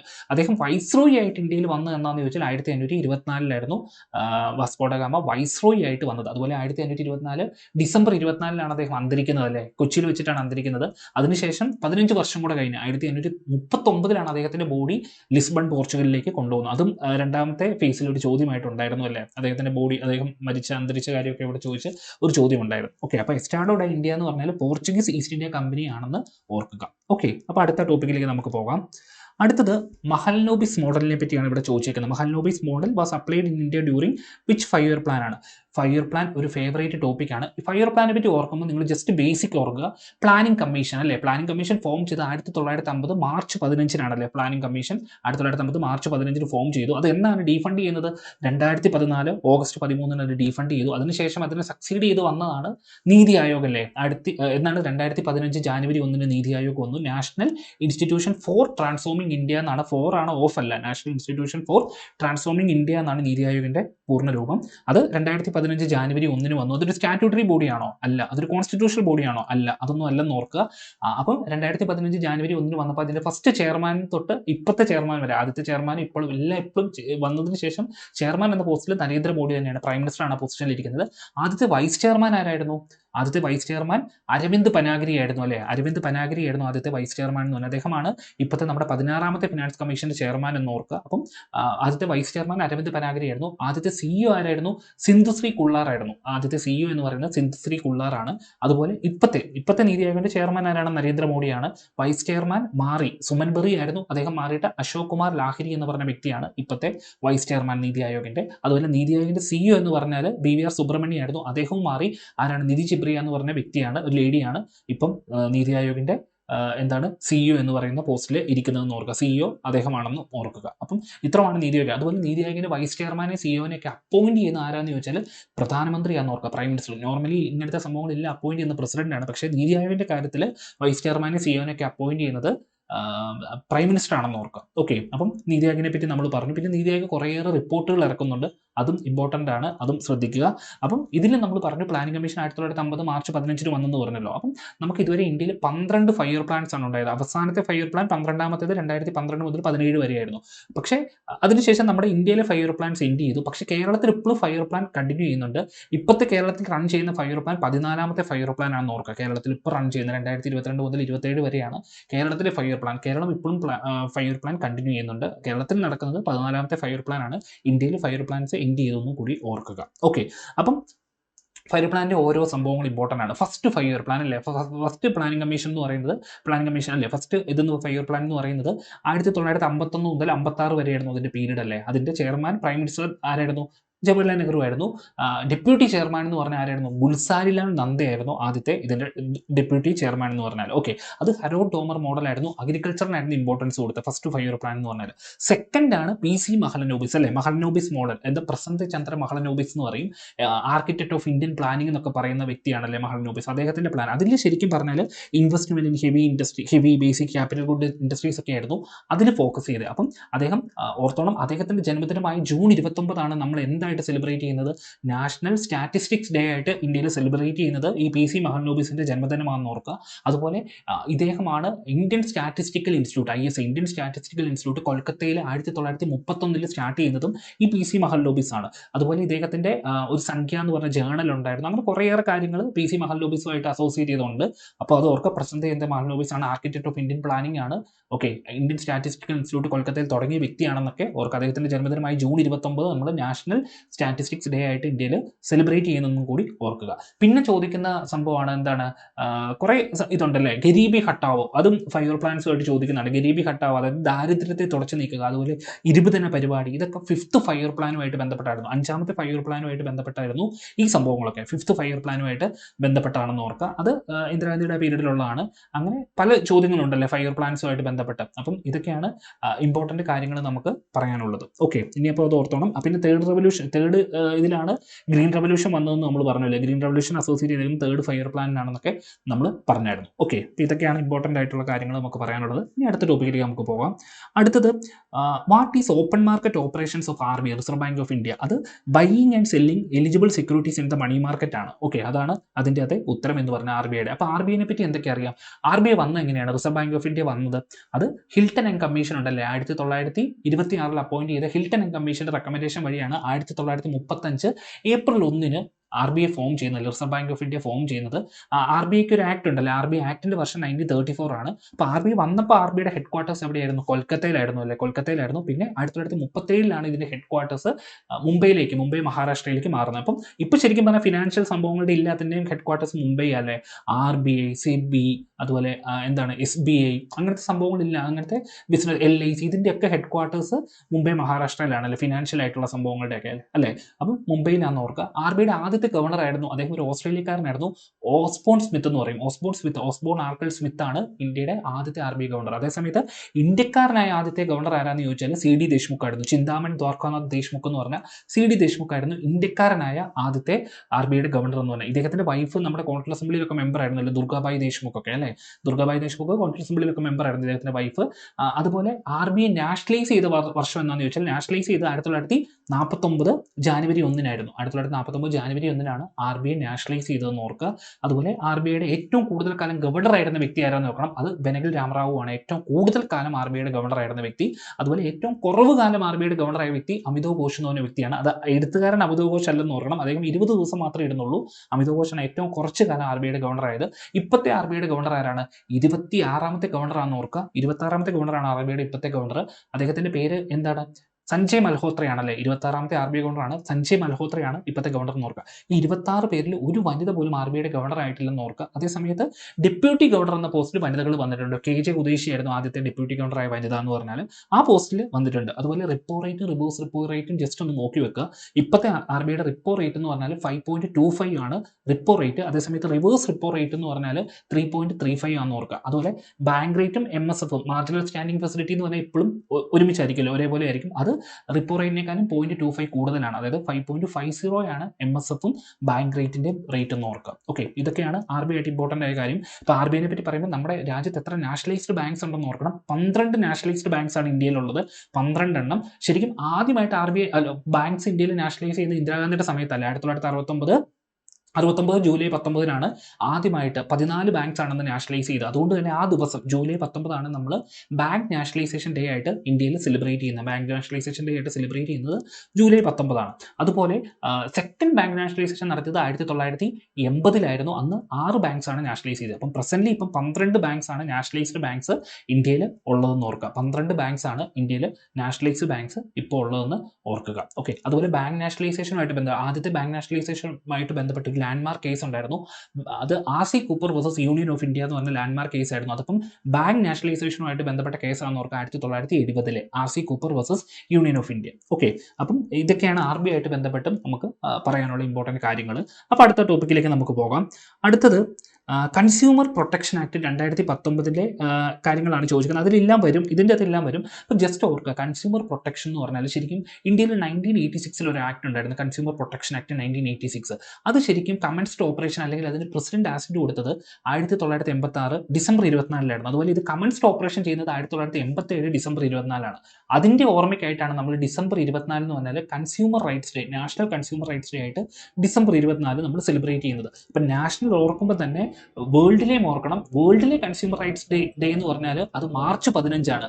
അത് ആരുമായിട്ട് അസോസിയേറ്റ് ചെയ്തതെന്ന് ചോദിച്ചാൽ അമേരിക്കയുടെ പ്രസിഡന്റായ ജോൺ എഫ് കെന്നഡി ഉണ്ടല്ലോ, ജോൺ എഫ് കെന്നഡി US കോൺഗ്രസിൽ 1962 കൺസ്യൂമർ റൈറ്റ്സിനെ പറ്റി സംസാരിച്ചായിരുന്നു. അപ്പം അതിൻ്റെ ഒരു ഓർമ്മയ്ക്ക് വേണ്ടിയാണ് നമ്മൾ മാർച്ച് 15 വേൾഡിൽ കൺസ്യൂമർ റൈറ്റ്സ് ഡേ ആയിട്ട് സെലിബ്രേറ്റ് ചെയ്യുന്നതെന്ന് ഓർക്കുക. അതുപോലെ ഓർക്കണം, 1986 ആക്ട് ഇപ്പോൾ ഇല്ല, അത് റീപ്ലേസ് ചെയ്തുകൊണ്ട് 2019 ഒരു ആക്ട് വന്നു, കൺസ്യൂമർ പ്രൊട്ടക്ഷൻ ആക്ട്. അത് 2019 ആണെന്ന് ഓർക്കുക. ഇപ്പം നിലവിലുള്ളത് കൺസ്യൂമർ പ്രൊട്ടക്ഷൻ ആക്ട് 2019 ആണെന്ന് ഓർക്കുക. അപ്പം ജസ്റ്റ് ഓർക്കുക, national consumer rights day December 24, വേൾഡിലെ കൺസ്യൂമർ റൈറ്റ്സ് ഡേ എന്ന് പറഞ്ഞാൽ മാർച്ച് 15 ഓർക്കുക. ഓക്കെ, അതുമായിട്ട് അസോസിയേറ്റ് ചെയ്ത വേൾഡിലെ കൺസ്യൂമർ റൈറ്റ്സ് ഡേ ആയിട്ട് അസോസിയേറ്റ് ചെയ്ത അമേരിക്കൻ പ്രസിഡന്റ് ആരാന്ന് ചോദിച്ചാൽ ജോൺ എഫ് കെന്നഡി ആണെന്നും ഓർക്കുക. ഓക്കെ, അപ്പോൾ അടുത്ത ടോപ്പിക്കിലേക്ക് നമുക്ക് പോകാം. പണ്ടാരപ്പാട്ട പ്രൊക്ലമേഷൻ ആദ്യത്തെ ഫേസിലും സെക്കൻഡ് ഫേസിലും ചോദിച്ചായിരുന്നു. അപ്പോൾ ജസ്റ്റ് ഓർക്കുക, അത് ലാൻഡ് റിഫോംസുമായിട്ട് ബന്ധപ്പെട്ടല്ലേ, അതിൻ്റെ വർഷം ഓർക്കുക. 1865 പണ്ടാരപ്പാട്ട പ്രൊക്ലമേഷൻ നടക്കുന്നത്. അത് ആയില്യം തിരുനാളിൻ്റെ സമയത്താണ് പണ്ടാരപ്പാട്ട പ്രൊക്ലമേഷൻ. രാജാവ് ആയില്യം തിരുനാളാണ്. അതുപോലെ T മാധവറാവു ആയിരുന്നു ആ സമയത്ത് ദിവാൻ. അതും കൂടെ ജസ്റ്റ് ഓർക്കുക, 1865 ഓർക്കുക. അപ്പോൾ ആ പീരീഡിലെ കുറച്ച് സംഭവങ്ങൾ, ഇമ്പോർട്ടൻ്റ് ആയ സംഭവങ്ങൾ നിങ്ങൾ ഓർത്തു വെക്കണം. പല സംഭവങ്ങളുണ്ടല്ലോ, ഇപ്പം ഉദയംപേരൂർ സുനഹദോസ് വേണമെങ്കിൽ ചോദിക്കാം. അത് 1599 ക്രോണോളജിക്കൽ ഓർഡർ ചോദിക്കാൻ പറ്റുന്നതാണ്. ഉദയംപേരൂർ സുനഹദോസ് 1599 ഉദയംപേരൂർ എന്ന് പറഞ്ഞാൽ എറണാകുളത്തായിരുന്നു. മെൻസസ് എന്ന് പറഞ്ഞ ഒരു പുള്ളിയായിരുന്നു, ഗോവയിലെ ഒരു ബിഷപ്പായിരുന്നു അത് ഹെഡ് ചെയ്തതെന്നൊക്കെ പറഞ്ഞാൽ ഉദയംപേരൂർ സുനഹദോസ്. അതുപോലെ തന്നെ വേറെ എന്തൊക്കെയാണ്, അങ്ങനെ പല സംഭവം. ഇപ്പോൾ ബേക്കൽ ഫോർട്ടിനെ പറ്റി ചോദിക്കാമല്ലോ. ബേക്കൽ ഫോർട്ട് 1650 ആരായിരുന്നു നിർമ്മിച്ചത്? ബേക്കൽ ഫോർട്ട് നിർമ്മിച്ചത് ആരായിരുന്നു? ബേക്കൽ ഫോർട്ട് നിർമ്മിച്ചത് ശിവപ്പ നായിക് ഓഫ് കൈലാടി ആയിരുന്നു. കേരളത്തിലെ ലാർജസ്റ്റ് ഫോർട്ടാണല്ലേ കാസർഗോഡ് ജില്ലയിലുള്ളത്. അതും PSC സ്ഥിരമായിട്ട് ചോദിക്കുന്ന ഒരു സംഭവമാണ്. അതുപോലെ പിന്നെ എന്താ, നമ്മുടെ മാർത്താണ്ഡവർമ്മയുടെ തൃപ്പടിദാനത്തെ പറ്റി ചോദിക്കാം. അഞ്ചിലും തിരുനാൾ മാർത്താണ്ഡവർമ്മ ആദ്യമായിട്ട് തൃപ്പടിദാനം എന്ന് പറയുമ്പോൾ നമ്മൾ 1750 തൃപ്പടിദാനമാണ് പറയുന്നത്. തൃപ്പടിദാനം 1750 മാർത്താണ്ഡവർമ്മ നടത്തിയത്. അതുപോലെ തന്നെ രണ്ടാമത്തെ തൃപ്പടിദാനം ഉണ്ടല്ലേ, അത് 1766 രണ്ടാമത്തെ തൃപ്പടിദാനം. അത് കാർത്തിക തിരുനാളിന്റെ സമയത്ത്, അല്ലെങ്കിൽ ധർമ്മരാജ അല്ലെങ്കിൽ കിഴവൻ രാജ എന്ന് പറയുന്ന അദ്ദേഹത്തിന്റെ പീരീഡിലായിരുന്നു അല്ലേ, 1766. അപ്പം ഇങ്ങനത്തെ വർഷങ്ങൾ ജസ്റ്റ് ഒന്ന് ഓർത്ത് വെക്കുക. ഇമ്പോർട്ടൻ്റ് ആയ സംഭവങ്ങൾ ചിലപ്പോൾ ക്രോണോളജിക്കൽ ഓർഡർ ആയിട്ടോ ചിലപ്പോൾ ഡയറക്റ്റ് ആയിട്ടോ ഒക്കെ ചോദിക്കാം. എങ്ങനെ വേണേ PSC ചോദിക്കും. ചിലപ്പോൾ ഫാക്ച്വൽ ആയിട്ട്, ചിലപ്പോൾ ഒരു പേപ്പർ ഇത്ര നാളും ചോദിച്ചതിൻ്റെ ഒരു വ്യത്യാസമായിട്ട് ചിലപ്പോൾ ചോദിക്കും. അത് PSCയുടെ ഇതാണ്, ഡിസ്ക്രിപ്ഷനാണ് നോർമലി. അപ്പം അതുകൊണ്ട് എല്ലാ സംഭവങ്ങളും ജസ്റ്റ് ഇമ്പോർട്ടൻ്റ് ആയ സാധനങ്ങളുടെയൊക്കെ വർഷങ്ങളും ആ പീരീഡും ഒക്കെ ഒന്ന് ഓർത്തിരിക്കാൻ ശ്രമിക്കുക. ഓക്കെ, അപ്പം പണ്ടാരപ്പാട്ട പ്രൊക്ലമേഷൻ പറഞ്ഞു 1865 ഓർക്കുക. ആയില്യം തിരുനാളാണ്. T മാധവറാവു ആയിരുന്നു ദിവാൻ എന്നും കൂടി ഓർക്കുക. ഓക്കെ, അപ്പോൾ അടുത്ത ടോപ്പിക്കിലേക്ക് പോകാം. ഇത് ഞാൻ പറഞ്ഞു, ആദ്യമേ പറഞ്ഞായിരുന്നു ബർത്തുമായിട്ട് ബന്ധപ്പെട്ട് ഈ ലീഡേഴ്സിൻ്റെ അത് ചോദിക്കാറുണ്ടെന്ന്. അപ്പം ഇവിടെ കണ്ടോ, ഇവിടെ പ്രശസ്തരായവർ തന്നെയാണ്. ഇപ്പോൾ ആറാട്ടുപുഴ വേലായുധപ്പണിക്കർ എന്ന് പറഞ്ഞാൽ 1825 ജനിച്ച വ്യക്തിയാണ്. 1825 ആറാട്ടുപുഴ വേലായുധപ്പണിക്കർ ജനിച്ചേക്കുന്നത്. അതുപോലെ വക്കം മൗലവിയുടെ കാര്യം ഇവിടെ പറയുന്നുണ്ട്. ചട്ടമ്പി സ്വാമി വെരി ഇമ്പോർട്ടൻ്റ് ആണ്. അദ്ദേഹം 1853 ജനിച്ചത്. 1853 ജനിച്ചത്. അതുപോലെ പൽപ്പുവിൻ്റെ കാര്യം പറയുന്നുണ്ട്. പൽപ്പു. അപ്പം ഇങ്ങനത്തെ സംഭവങ്ങൾ, ഇങ്ങനെ കുറച്ച് ആൾക്കാരുടെ നിങ്ങൾ വർഷം ഇമ്പോർട്ടൻ്റ് ആയിട്ട് ഓർക്കണം. അതായത് ഇപ്പം നമ്മുടെ ചാവറ കുര്യാക്കോസ് അച്ഛൻ, അദ്ദേഹം ശരിക്കും 1805 അത് ആ വർഷം 1805 നവംബർ 30 പഴശ്ശിരാജ മരിക്കുന്നത്. പഴശ്ശിരാജ മരിക്കുന്ന വർഷമാണ് ചാവറ അച്ഛൻ ജനിക്കുന്നത്. അതുപോലെ എന്താ, വൈകുണ്ഠസ്വാമികൾ 1809. അങ്ങനത്തെ കുറച്ച് വർഷങ്ങളുണ്ടല്ലോ ഇവർ ജനിച്ച വർഷം. ക്രോണോളജിക്കൽ ഓർഡറിലുള്ളത് വർഷം ഇമ്പോർട്ടൻ്റ് ആയിട്ട് നിങ്ങൾ നോക്കണം. കാരണം ഇത് റിപ്പീറ്റ് ആയിട്ട് ചോദിക്കുന്നതാണ്. കുറച്ച് ആൾക്കാർ, ഞാൻ പറഞ്ഞ ആൾക്കാരുടെ നിങ്ങൾ നോക്കുക. വൈകുണ്ഠസ്വാമികൾ, അതുപോലെ വാഗ്ബടാനന്ദനുണ്ട്. പിന്നെ ആരാണ് ആ പീരീഡിൽ? വക്കം മൗലവിയുടെ കാര്യം ഇപ്പം പറഞ്ഞു, സഹോദരൻ അയ്യപ്പൻ. ആ പീരീഡിലുള്ള അങ്ങനെ കുറച്ച് ആൾക്കാരുടെ ഡേറ്റ് ഓഫ് ബർത്ത് നോക്കുക. കാരണം ക്രോണോളജിക്കൽ ഓർഡറിൽ ചോദിക്കുന്നതാണ്. ഓക്കെ, അതുപോലെ തന്നെ ഇവർ തുടങ്ങിയ പ്രധാന സംഭവങ്ങളും. ഇപ്പം സമത്വ സമാജം 1836 സമത്വ സമാജം തുടങ്ങുന്നത്. ആരായിരുന്നു 1836 സമത്വ സമാജം തുടങ്ങിയത്? വൈകുണ്ഠസ്വാമി അല്ലേ. കേരളത്തിലെ തന്നെ ആദ്യത്തെ ഒരു സോഷ്യൽ ഓർഗനൈസേഷൻ എന്ന് ഇതിനെ പറയാൻ പറ്റും. എന്ത്, സമത്വ സമാജം എന്ന് പറയാൻ പറ്റും. ഈ സമത്വ സമാജം 1836 വൈകുണ്ഠസ്വാമി തുടങ്ങുന്ന അതേ വർഷമാണ് ട്രാവങ്കൂറിൽ ആദ്യമായിട്ടൊരു സെൻസസ് നടക്കുന്നത്. ട്രാവങ്കൂറിൽ ആദ്യമായിട്ട് സെൻസസ് നടക്കുന്നത് സാധു തിരുനാളിൻ്റെ ഗോവിന്ദയുടെ പീരീഡിലാണ് 1836. അങ്ങനെ പലതുണ്ട്. ഇപ്പം പിന്നെ സുചീന്ദ്ര കൈമുക്ക് എന്നുള്ള സംഭവം മീൻസ് അത് ബാൻ ചെയ്യുന്നത് അത് 1834 സ്വാതി തിരുനാൾ. അങ്ങനെ അപ്പോൾ അങ്ങനത്തെ സംഭവങ്ങളുടെ വർഷങ്ങളൊക്കെ ജസ്റ്റ് ഓർത്തു വെക്കാൻ ശ്രമിക്കുക. ഓക്കെ, ആ പീരീഡ് ക്രോണോളജി ഒക്കെ ഒന്ന് പഠിച്ചു വെക്കാൻ നോക്കുക. അപ്പോൾ ഇതാണ് നമ്മളിവിടെ പറഞ്ഞത്. ഓക്കെ, ഇനി അടുത്തത് ലിബറേഷൻ സ്ട്രഗിളുമായിട്ട് ബന്ധപ്പെട്ട് ലിബറേഷൻ സ്ട്രഗിളാണ്. ലിബറേഷൻ വിമോചന സമരം എന്ന് പറയും. അപ്പോൾ ഇതിൽ എന്തുമായിട്ട് ബന്ധപ്പെട്ടാണ്? എഡ്യൂക്കേഷൻ ആൻഡ് ലാൻഡ് റിഫോംസിൻ്റെ റെസ്പോൺസ് ആയിട്ട് വന്നതല്ലേ വിമോചന സമരം. അപ്പം വിമോചന സമരമായിട്ട് ഓർക്കേണ്ടത്, ഈ വിമോചന സമരത്തിന് വിമോചന സമരം എന്ന പേരിട്ട ആരായിരുന്നു? പനമ്പള്ളി ഗോവിന്ദ മേനോനായിരുന്നു ആ പേരിട്ട. 1959 ഒന്നാം EMS നമ്പൂതിരിപ്പാടിൻ്റെ ഗവൺമെന്റിന് പുറത്തിറക്കിയത് ഇതുവഴിയായിരുന്നു അല്ലേ. ഫാദർ വടക്കേൻ, അതുപോലെ മാത്യു മാഞ്ഞൂരാൻ, മന്നത്ത് പരമ്പരാവൻ, ഇവരൊക്കെയാണ് നേതൃത്വം കൊടുത്തതല്ലേ വിമോചന സമരം അല്ലെങ്കിൽ ലിബറേഷൻ സ്ട്രഗിളിന്. അപ്പോൾ അതിന് ആ പേര് കൊടുത്തത്, വിമോചന സമരം എന്ന പേര് കൊടുത്ത് പനമ്പള്ളി ഗോവിന്ദ മേനോൻ എന്നോർക്കുക. അതുപോലെ നിവർത്തന പ്രക്ഷോഭം ഉണ്ടല്ലേ, നിവർത്തന പ്രക്ഷോഭത്തിന് ആ പേര് കൊടുത്ത ആരാ? IC ചാക്കോ ആയിരുന്നു അല്ലേ. IC ചാക്കോ ആയിരുന്നു ആ പേര് കൊടുത്തത്. അതുപോലെ ക്വിറ്റ് ഇന്ത്യക്ക് പേര് കൊടുത്ത ആരായിരുന്നു? ക്വിറ്റ് ഇന്ത്യക്ക് യൂസഫ് മെഹ്റോളി. ഈ വ്യക്തി യൂസഫ് മെഹ്റോളി തന്നെയായിരുന്നു സൈമൺ ഗോബൈറ്റ് എന്നുള്ള മുദ്രാവാക്യവും കോയിൻ ചെയ്തത് ഈ യൂസഫ് മെഹ്റോളി തന്നെയായിരുന്നു. യൂസഫ് മെഹ്റോളിയാണെന്ന് ഓർക്കുക. അപ്പം ലിബറേഷൻ സ്ട്രഗിൾ, വിമോചന സമരം 1959 ഓർക്കുക. ഓക്കെ, അതുമായിട്ട് ബന്ധപ്പെട്ട് അങ്കമാലിയിൽ നിന്ന് തിരുവനന്തപുരം വരെ യാത്രയൊക്കെ നടത്തിയായിരുന്നു അല്ലേ ആര്? മന്നത്ത് പരമ്പരാവൻ. അതുപോലെ മന്നത്ത് പരമ്പരാവൻ വൈക്കം സത്യാഗ്രഹത്തിന്റെ ഭാഗമായിട്ട് നടത്തിയ യാത്ര ചെയ്തായിരുന്നു 1924 നവംബർ 1 മീൻസ് വൈക്കത്ത് നിന്ന് തിരുവനന്തപുരത്തേക്ക് ഏതായിരുന്നു? സവർണ ജാഥയായിരുന്നു അല്ലേ, സവർണ ജാഥ. അപ്പം അങ്ങനത്തെ സംഭവങ്ങളൊക്കെ അസോസിയേറ്റ് ചെയ്ത് ഓർക്കുക. അതുപോലെ മന്നത്ത് പരമ്പരാവന്റെ എന്താണ് മുതുകുളം പ്രസംഗം ഉണ്ടല്ലേ, ആലപ്പുഴയിൽ മുതുകുളത്ത് നടത്തിയ പ്രസംഗം 1947 അത് ഇമ്പോർട്ടൻ്റ് ആണ്. അതുപോലെ കോഴഞ്ചേരി പ്രസംഗം ഉണ്ടല്ലേ, C കേശവൻ നടത്തിയത് 1935 നടത്തിയതാണ് C കേശവൻ കോഴഞ്ചേരി പ്രസംഗം. ഇതൊക്കെ ഇമ്പോർട്ടൻ്റ് ആയിരുന്നു. PSC കേരളമായിട്ട് ബന്ധപ്പെട്ട് റിപ്പീറ്റ് ആയിട്ട് ചോദിക്കുന്ന ഏരിയാസ് ആണല്ലേ. ഓക്കെ, അപ്പോൾ ലിബറേഷൻ സ്ട്രഗിൾ ഇൻ കേരളനെ പറ്റിയാണ് നമ്മൾ പറഞ്ഞത്. ഇനി അടുത്ത ടോപ്പിക്കിലേക്ക് നമുക്ക് പോകാം. അടുത്തത് ഇന്ത്യസ് ലുക്കീസ്റ്റ് പോളിസി വാസ് ആരാണ് എനൗൺസിയേറ്റ് ചെയ്തതെന്നാണ് ചോദിച്ചേക്കുന്നത്. ലുക്കീസ്റ്റ് പോളിസി എന്ന് പറഞ്ഞാൽ 1991 നരസിംഹറാവു, PV നരസിംഹറാവുവിൻ്റെ പോളിസി ആയിരുന്നു അല്ലേ ലുക്കീസ്റ്റ് പോളിസി. അതേ സമയത്ത് ഇനി ചോദിക്കാം ആക്ടീസ്റ്റ് പോളിസി ആരുടെ ആയിരുന്നു എന്ന് ചോദിക്കാം. ആക്ടീസ്റ്റ് പോളിസി ആരുടെ ആയിരുന്നു? അത് നരേന്ദ്രമോദിയുടെ ആണെന്ന് ഓർക്കുക. ആക്ടീസ്റ്റ് പോളിസി എന്ന് പറഞ്ഞാൽ നരേന്ദ്രമോദി ആയിരുന്നു. ഓക്കെ, അപ്പോൾ അത് ശ്രദ്ധിക്കുക. ലുക്കീസ്റ്റ് പോളിസി നരസിംഹറാവു ആയിരുന്നെങ്കിൽ ആക്ടീസ്റ്റ് പോളിസി എന്ന് പറഞ്ഞാൽ നരേന്ദ്രമോദിയാണെന്ന് ഓർക്കുക. അതുപോലെ PV നരസിംഹറാവുവിൻ്റെ സമയത്താണ് LPG റിഫോംസ് അല്ലെ, ലിബറലൈസേഷൻ, പ്രൈവറ്റൈസേഷൻ, ഗ്ലോബലൈസേഷൻ റിഫോംസ് ഒക്കെ വരുന്നത്. അതൊക്കെ വരുന്നത് നരേന്ദ്രമോദിയുടെ മീൻസ് അല്ല PV നരസിംഹറാവുവിന്റെ സമയത്തായിരുന്നു. അതുപോലെ 73rd and 74th constitution amendment, പഞ്ചായത്തിന്റെയും മുനിസിപ്പാലിറ്റിയുടെയും അമെന്റ്മെന്റ് ഒക്കെ വരുന്നതും ഈ PV നരസിംഹറാവുവിന്റെ പീരീഡിലായിരുന്നു. അതുപോലെ 2024 ഭാരതരത്ന കിട്ടിയ ഒരു വ്യക്തിയും കൂടിയാണ് PV നരസിംഹറാവു അല്ലേ. ഓക്കെ, ഇതൊക്കെയാണ് അതുമായിട്ട് ബന്ധപ്പെട്ട് പറയാനുള്ളത്. ഓക്കെ, അപ്പോൾ അടുത്ത ടോപ്പിക്കിലേക്ക് പോകാം. Which of the following statements about Aurangzeb are correct എന്നാണ് ചോദിച്ചിരിക്കുന്നത്. He reimposed jizya, okay, he pursued an aggressive Deccan policy, ഇതൊക്കെ കറക്റ്റ് ആണല്ലേ. അദ്ദേഹം അങ്ങനെ ഒരു വ്യക്തിയായിരുന്നു. അതേസമയത്ത് ദിന്നിലാഹിനെ എൻകറേജ് ചെയ്തു എന്ന് പറഞ്ഞാൽ തെറ്റാണല്ലേ. ദിന്നിലാഹി എന്ന് പറഞ്ഞാൽ അക്ബർ തുടങ്ങിയ മതമല്ലേ, അതൊരിക്കലും ഔറംഗസേബ് എൻകറേജ് ചെയ്യാൻ ചാൻസ് ഇല്ല അല്ലേ. അദ്ദേഹം ഒരു ഓർത്തഡോക്സ് മുസ്ലിം ആയിരുന്നു, അദ്ദേഹം ഒരിക്കലും അത് ചെയ്യാൻ ചാൻസ് ഇല്ല. അപ്പോൾ തേർഡ് സ്റ്റേറ്റ്മെന്റ് എലിമിനേറ്റ് ചെയ്താൽ തന്നെ ഉത്തരത്തിലേക്ക് പോകാൻ പറ്റും. അപ്പം ജസ്റ്റ് ബാബറിന്റെ, അക്ബറിന്റെ, ഹുമയൂന്റെ അവിടുത്തെ ആ പീരീഡിലെ ആൾക്കാരുടെ കാര്യങ്ങൾ ജസ്റ്റ് ഒന്ന് ഓർത്തുക. ബാബർ, ഹുമയൂൺ, അക്ബർ, ജഹാംഗീർ, ഷാജഹാൻ, ഔറംഗസേബ്, ആ പീരീഡിലുള്ള ആൾക്കാരുണ്ടല്ലോ, അവരുടെ ജസ്റ്റ് ഇത് ദിന്നിലാഹിയായിട്ട് ബന്ധപ്പെട്ടും അതുപോലെ നവരത്നാസും അതുപോലത്തെ കുറച്ച് സംഭവങ്ങൾ ജസ്റ്റ് ഒരു ബേസ് ഉണ്ടാക്കുക. ഓരോരുത്തർ ഇപ്പൊ ഔറംഗസേബിന്റെ ക്യാരക്ടർ എങ്ങനെയാണ്, അപ്പൊ അത് അറിയാമെങ്കിൽ തന്നെ ഒരിക്കലും ദിന്നിലാഹിനെ അദ്ദേഹം പ്രോത്സാഹിപ്പിക്കില്ലെന്ന് നമുക്ക് പറയാൻ പറ്റും. ഓക്കെ, അപ്പൊ അങ്ങനത്തെ കാര്യങ്ങൾ ശ്രദ്ധിക്കുക. ഓക്കെ, അപ്പം നമ്മൾ അടുത്ത് പറയുന്നത് ബ്രെട്ടൺ വുഡ് ഇൻസ്റ്റിറ്റ്യൂഷനെ പറ്റിയാണ്. ഓക്കെ, ബ്രെട്ടൺ വുഡ് ട്വിൻസ് എന്ന് പറയുന്ന ആരൊക്കെയാണ്? IMF-നെയും വേൾഡ് ബാങ്കിനെയാണ്, ഇന്റർനാഷണൽ മോണിറ്ററി ഫണ്ടിനെയും വേൾഡ് ബാങ്കിനെയാണ് നമ്മൾ ബ്രെട്ടൺ വുഡ് ട്വിൻസ് എന്ന് പറയുന്നതല്ലേ. അപ്പം ഇതുമായിട്ട് ബന്ധപ്പെട്ട് ഇപ്പം ഇന്റർനാഷണൽ ഓർഗനൈസേഷൻസ് വളരെ ഇമ്പോർട്ടൻ്റ് ആണ്. ഇപ്പം WTO വേൾഡ് ട്രേഡ് ഓർഗനൈസേഷനെ പറ്റി പറയുകയാണെങ്കിൽ എന്താ, ഗാട്ട് ഉണ്ടല്ലേ, general agreements on tariffs and trade. GATT എന്ന് പറഞ്ഞാൽ 1948 ജാനുവരി 1 വന്നതാണ്. അതിന് റീപ്ലേസ് ചെയ്തുകൊണ്ടാണ് എന്ത് വരുന്നത്? WTO വരുന്നത്, വേൾഡ് ട്രേഡ് ഓർഗനൈസേഷൻ 1995 ജാനുവരി 1 വരുന്നു അല്ലേ. ജനീവ സ്വിറ്റ്സർലൻഡ് ഹെഡ് ക്വാർട്ടേഴ്സ് ആയിട്ട് വരുന്നു. ഓക്കെ, അപ്പോൾ അതിന് 166 മെമ്പേഴ്സാണ് ഇപ്പം പ്രസന്റ്ലി ഉള്ളത്. 166 മെമ്പേഴ്സാണ് അതിലുള്ളത്. അതിൽ 166ാമത്തെ മെമ്പർ എന്ന് പറഞ്ഞാൽ ഈസ്റ്റ് തിമൂർ ആയിരുന്നു അല്ലേ. ഈസ്റ്റ് തിമൂർ ആയിരുന്നു ഏറ്റവും ലേറ്റസ്റ്റ് ആയിട്ട് WTO മെമ്പർ ആയത്. ഓക്കെ, അപ്പം WTO ഇപ്പം അതിന്റെ ഹെഡ് എന്ന് പറഞ്ഞാൽ ഒരു നൈജീരിയക്കാരിയാണ്. ആദ്യമായിട്ട് ഒരു ആഫ്രിക്കൻ വനിത ഹെഡായത് അദ്ദേഹമായിരുന്നു. ഒരു നൈജീരിയക്കാരിയാണെന്ന് ഓർക്കുക ഇപ്പം WTO ഹെഡ്. അപ്പം ഇങ്ങനത്തെ സംഭവം, ഇങ്ങനത്തെ ഇന്റർനാഷണൽ ഓർഗനൈസേഷന്റെ ഹെഡ് ലേഡീസ്, അതുപോലെ ആഫ്രിക്കൻസ്, അതൊക്കെ വരുമ്പോൾ ഇമ്പോർട്ടൻ്റ്. ഇപ്പോൾ WHO WHO world health organisation അല്ലേ 1948 ഏപ്രിൽ 7 വന്നാണ് WHO എന്ന് പറഞ്ഞാൽ. WHOയുടെ ഹെഡ് ഇപ്പോഴത്തെ ഡയറക്ടർ ജനറൽ ഒരു ആഫ്രിക്കക്കാരനാണ്. ആയിരുന്നു ഒരു ആഫ്രിക്കക്കാരൻ WHOയുടെ ഹെഡ് ആവുന്നത്. 2017 അദ്ദേഹം ഹെഡായത്. അദ്ദേഹത്തിന്റെ പേരെന്തായിരുന്നു? അദ്ദേഹത്തിന്റെ പേര് ടെഡ്രോസ് അദനം ഗബ്രിയേസസ് എന്നാണ്. അദ്ദേഹം ഒരു എത്യോപ്യക്കാരനാണ്. 2017 മുതൽ അദ്ദേഹമാണ് ഹെഡ് എന്ന് ഓർക്കുക. ഈ കോവിഡിന്റെ സമയത്തൊക്കെ അദ്ദേഹം എപ്പോഴും ന്യൂസിൽ വരുമായിരുന്നു. അപ്പം അദ്ദേഹമാണ് WHO വേൾഡ് ഹെൽത്ത് ഓർഗനൈസേഷന്റെ ഹെഡ് എന്ന് ഓർക്കുക. ഓക്കെ, അപ്പം WTOയുടെ കാര്യം പറയുമ്പോൾ ഒരു കാര്യം കൂടി ഇമ്പോർട്ടൻ്റ് ആണ്. ഈ WTOയുടെ ആനുവൽ മീറ്റിംഗ് നമ്മൾ പറയുന്നത് മിനിസ്റ്റീരിയൽ കോൺഫറൻസ് എന്നാണ്. ആനുവൽ മീറ്റിംഗ് അല്ല, ബൈനിയലി കൂടുന്നതാണ്. 2 വർഷത്തിൽ ഒരിക്കൽ കൂടുന്നതാണ്. അപ്പം ഏറ്റവും ആദ്യം 1996 ആദ്യമായിട്ട് കൂടുന്നത് സിംഗപ്പൂരായിരുന്നു. ഇപ്പോൾ ഏറ്റവും ലേറ്റസ്റ്റ് ആയിട്ട് ഈ വർഷം 2026 14ാമത്തെ എഡിഷനാണ് 2026 നടന്നത്. അത് ക്യാമറൂണിന്റെ ക്യാപിറ്റലായ യവോണ്ടയിലാണ് നടന്നതെന്ന് ഓർക്കുക. ക്യാമറൂണിന്റെ ക്യാപിറ്റലായ യവോണ്ടയിലാണ് WTOയുടെ മിനിസ്റ്റീരിയൽ കോൺഫറൻസ് നടന്നതെന്ന് ഓർക്കുക. അത് ബൈനിയലാണ്, 2 വർഷത്തിൽ ഒരിക്കലാണ് നടക്കുന്നത്. ഈ 14 വട്ടം നടന്നു. ഈ 14 വട്ടത്തിൽ ഒരു വട്ടം പോലും ഇന്ത്യയിൽ നടന്നിട്ടില്ലെന്നും കൂടി ഓർക്കുക. അപ്പം WTOനെ പറ്റി നമ്മൾ സംസാരിച്ചു. ഓക്കെ, ബ്രിട്ടൻ വുഡ് ട്വിൻസിനെ പറ്റി നമ്മൾ പറഞ്ഞു.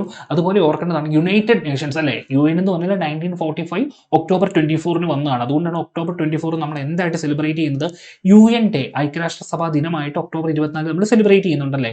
അപ്പം യുഎനിൽ ട്രിഗ്വേലിയാണ് ആദ്യത്തെ സെക്രട്ടറി ജനറൽ എന്ന് പറഞ്ഞാൽ. Trygve Lie, Dag Hammarskjold, U Thant, Kurt Waldheim, Javier Perez de Cuellar, Boutros Ghali, Kofi Annan, Ban Ki Moon, അങ്ങനെ കുറേയധികം അല്ലെ. 9ാമത്തെ സെക്രട്ടറി ജനറൽ ആണ് ഇപ്പോഴത്തെ സെക്രട്ടറി ജനറൽ. അദ്ദേഹത്തിന്റെ പേരെന്തായിരുന്നു? അന്റോണിയോ ഗുട്ടറസ് എന്നാണല്ലേ 9ാമത്തെ സെക്രട്ടറി ജനറൽ. അദ്ദേഹം പോർച്ചുഗീസിന്റെ പ്രൈം മിനിസ്റ്റർ ആയിരുന്നു എന്ന് ഓർക്കുക. 2017 ജാനുവരി 1 ഇദ്ദേഹം യുഎനിന്റെ സെക്രട്ടറി ജനറൽ ആയത്. നോർമലി യുഎനിന്റെ സെക്രട്ടറി ജനറൽ 5 വർഷമാണ് ഇരിക്കുന്നത്. പിന്നെ ഒരു 5 വർഷം മാക്സിമം 10 വർഷമൊക്കെ ഇരിക്കാറുണ്ട്. അങ്ങനെ ലിമിറ്റ് ഒന്നുമില്ല, എത്ര വർഷം വേണേൽ ഇരിക്കാം. ഇപ്പൊ പുതിയ സെക്രട്ടറി ജനറൽ ഇനി വരാൻ പോവുകയാണ് യുഎനിന്. ഓക്കെ, അതുപോലെ യുഎനിൽ 193 കൺട്രീസ് ആണ് ഉള്ളതെന്ന് ഓർക്കുക. 193 കൺട്രീസ് ഉണ്ട്. അതിൽ 193ാമത്തെ മെമ്പർ ആയിട്ട് വന്നത് 2011 ഏറ്റവും ലേറ്റസ്റ്റ് മെമ്പർ എന്ന് പറഞ്ഞാൽ 2011 സൗത്ത് സുഡാൻ ആയിരുന്നു. അതുപോലെ 2 ഒബ്സർവേഴ്സ് യുഎനിൽ ഉണ്ടെന്ന് ഓർക്കുക. ആരൊക്കെയായിരുന്നു ഒബ്സർവേഴ്സ്? വത്തിക്കാനും പലസ്തീനുമാണ് 2 ഒബ്സർവേഴ്സ്. അപ്പോൾ 193 കൺട്രീസും 2 ഒബ്സർവേഴ്സും ആണ് യുഎനിൽ ഉണ്ടെന്ന് ഓർക്കുക. അതുപോലെ UN ഡേ എന്ന് പറഞ്ഞാൽ ഒക്ടോബർ 24 ആണെന്ന് ഓർക്കുക. UN വന്ന ദിവസമാണത് ഒക്ടോബർ 24 എന്ന് പറയുന്നത്. അതുപോലെ യുഎനിലെ ഒഫീഷ്യൽ ലാംഗ്വേജസ് ഏതൊക്കെയാണ്? French, Russia, English, Spanish, Chinese, Arabic, ഇങ്ങനെയൊക്കെയാണല്ലേ. ഏറ്റവും ലേറ്റസ്റ്റ് ആയിട്ട് വന്ന ലാംഗ്വേജ് ഏതാണെന്ന് ചോദിച്ചാൽ അറബിക്കായിരുന്നു അല്ലേ, അറബിക്കായിരുന്നു. ഓക്കെ, അപ്പോൾ ഇതൊക്കെയാണ് ഇമ്പോർട്ടൻ്റ് ആയിട്ട് യുഎനിനെ പറ്റി പറയാനുള്ളത്. ഓക്കെ, അപ്പം യുഎനും ഇമ്പോർട്ടൻ്റ് ആയ സംഭവമാണ്. അതുപോലെ യുഎനിൻ്റെ സെക്യൂരിറ്റി കൗൺസിൽ ഉണ്ടല്ലോ, അതിൽ നോൺ പെർമനന്റ് മെമ്പറായിട്ട് ഇന്ത്യ 8 വട്ടം വന്നിട്ടുണ്ടെന്ന് ഓർക്കുക. യുഎനിൻ്റെ സെക്യൂരിറ്റി കൗൺസിലിൽ നോൺ പെർമനന്റ് മെമ്പറായിട്ട് ആകെ മൊത്തം 15 മെമ്പേഴ്സ് അല്ലേ, 5 പെർമനന്റ് മെമ്പേഴ്സും 10 നോൺ പെർമനന്റ് മെമ്പേഴ്സും അല്ലേ. നോൺ പെർമനന്റ് മെമ്പർ 2 വർഷത്തേക്കാണ് ആവുന്നത്. അതുപോലെ ഇന്ത്യ അതിൻ്റെ അത് നോൺ പെർമനന്റ് മെമ്പറായിട്ട് എത്ര തവണയാണ്? 8 വട്ടമാണ് വന്നിട്ടുള്ളതെന്ന് ഓർക്കുക. ഓക്കെ, ഇതൊക്കെയാണ് പറയാനുള്ളത്. ഓക്കെ, അപ്പം നമുക്ക് അടുത്ത ഓർഗനൈസേഷനിലേക്ക് പോകാമെന്ന് വിശ്വസിക്കുന്നു. അടുത്ത ടോപ്പിക്കിലേക്ക് പോകാം.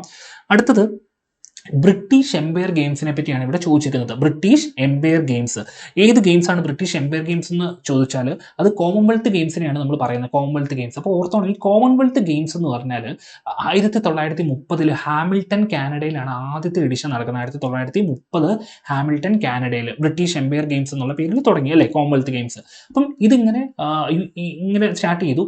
ഇത് എന്തെങ്കിലും ഇന്ത്യയിൽ നടന്നിട്ടുണ്ടോ കോമൺവെൽത്ത് ഗെയിംസ്? ഇന്ത്യയിൽ കോമൺവെൽത്ത് ഗെയിംസ് നടന്നിട്ടുണ്ടെന്ന് ഓർക്കുക. അത് എന്നാണ് ഇന്ത്യയിൽ നടന്നത്? 2010 2010 ഡൽഹിയിലാണ് കോമൺവെൽത്ത് ഗെയിംസ് നടന്നത്. സുരേഷ് കൽമാടി ആയിരുന്നു അല്ലെ ഹെഡൊക്കെ ചെയ്ത്. ഭയങ്കര വിവാദമായിരുന്നു, കുറെ അഴിമതികളുടെ ആരോപണമൊക്കെ വന്നായിരുന്നു. അദ്ദേഹം മരിച്ചു അല്ലേ, സുരേഷ് കൽമാടി ഈ ഇടയ്ക്ക് മരിച്ചായിരുന്നു. അപ്പോൾ 2010 ഇന്ത്യയിൽ നടന്നതെന്ന് ഓർക്കുക, ഡൽഹിയിൽ നടന്നു. ഈ ഏറ്റവും ലേറ്റസ്റ്റ് ആയിട്ട് നടന്നത് 2022 ബർമിംഗ്ഹാമിലായിരുന്നു. ഇനിയിപ്പോൾ നടക്കുന്നത് ഈ വർഷം 2026 എവിടെയാണ്? ഗ്ലാസ്കോ, സ്കോട്ട്ലൻഡിലാണ് 2026 നടക്കുന്നത്. അതിൽ ഏറ്റവും ഇമ്പോർട്ടൻ്റ് ഇനി 100ാം വർഷമുണ്ട്. ഇത് തുടങ്ങിയിട്ട് 100ാം വർഷമാണ് 2030.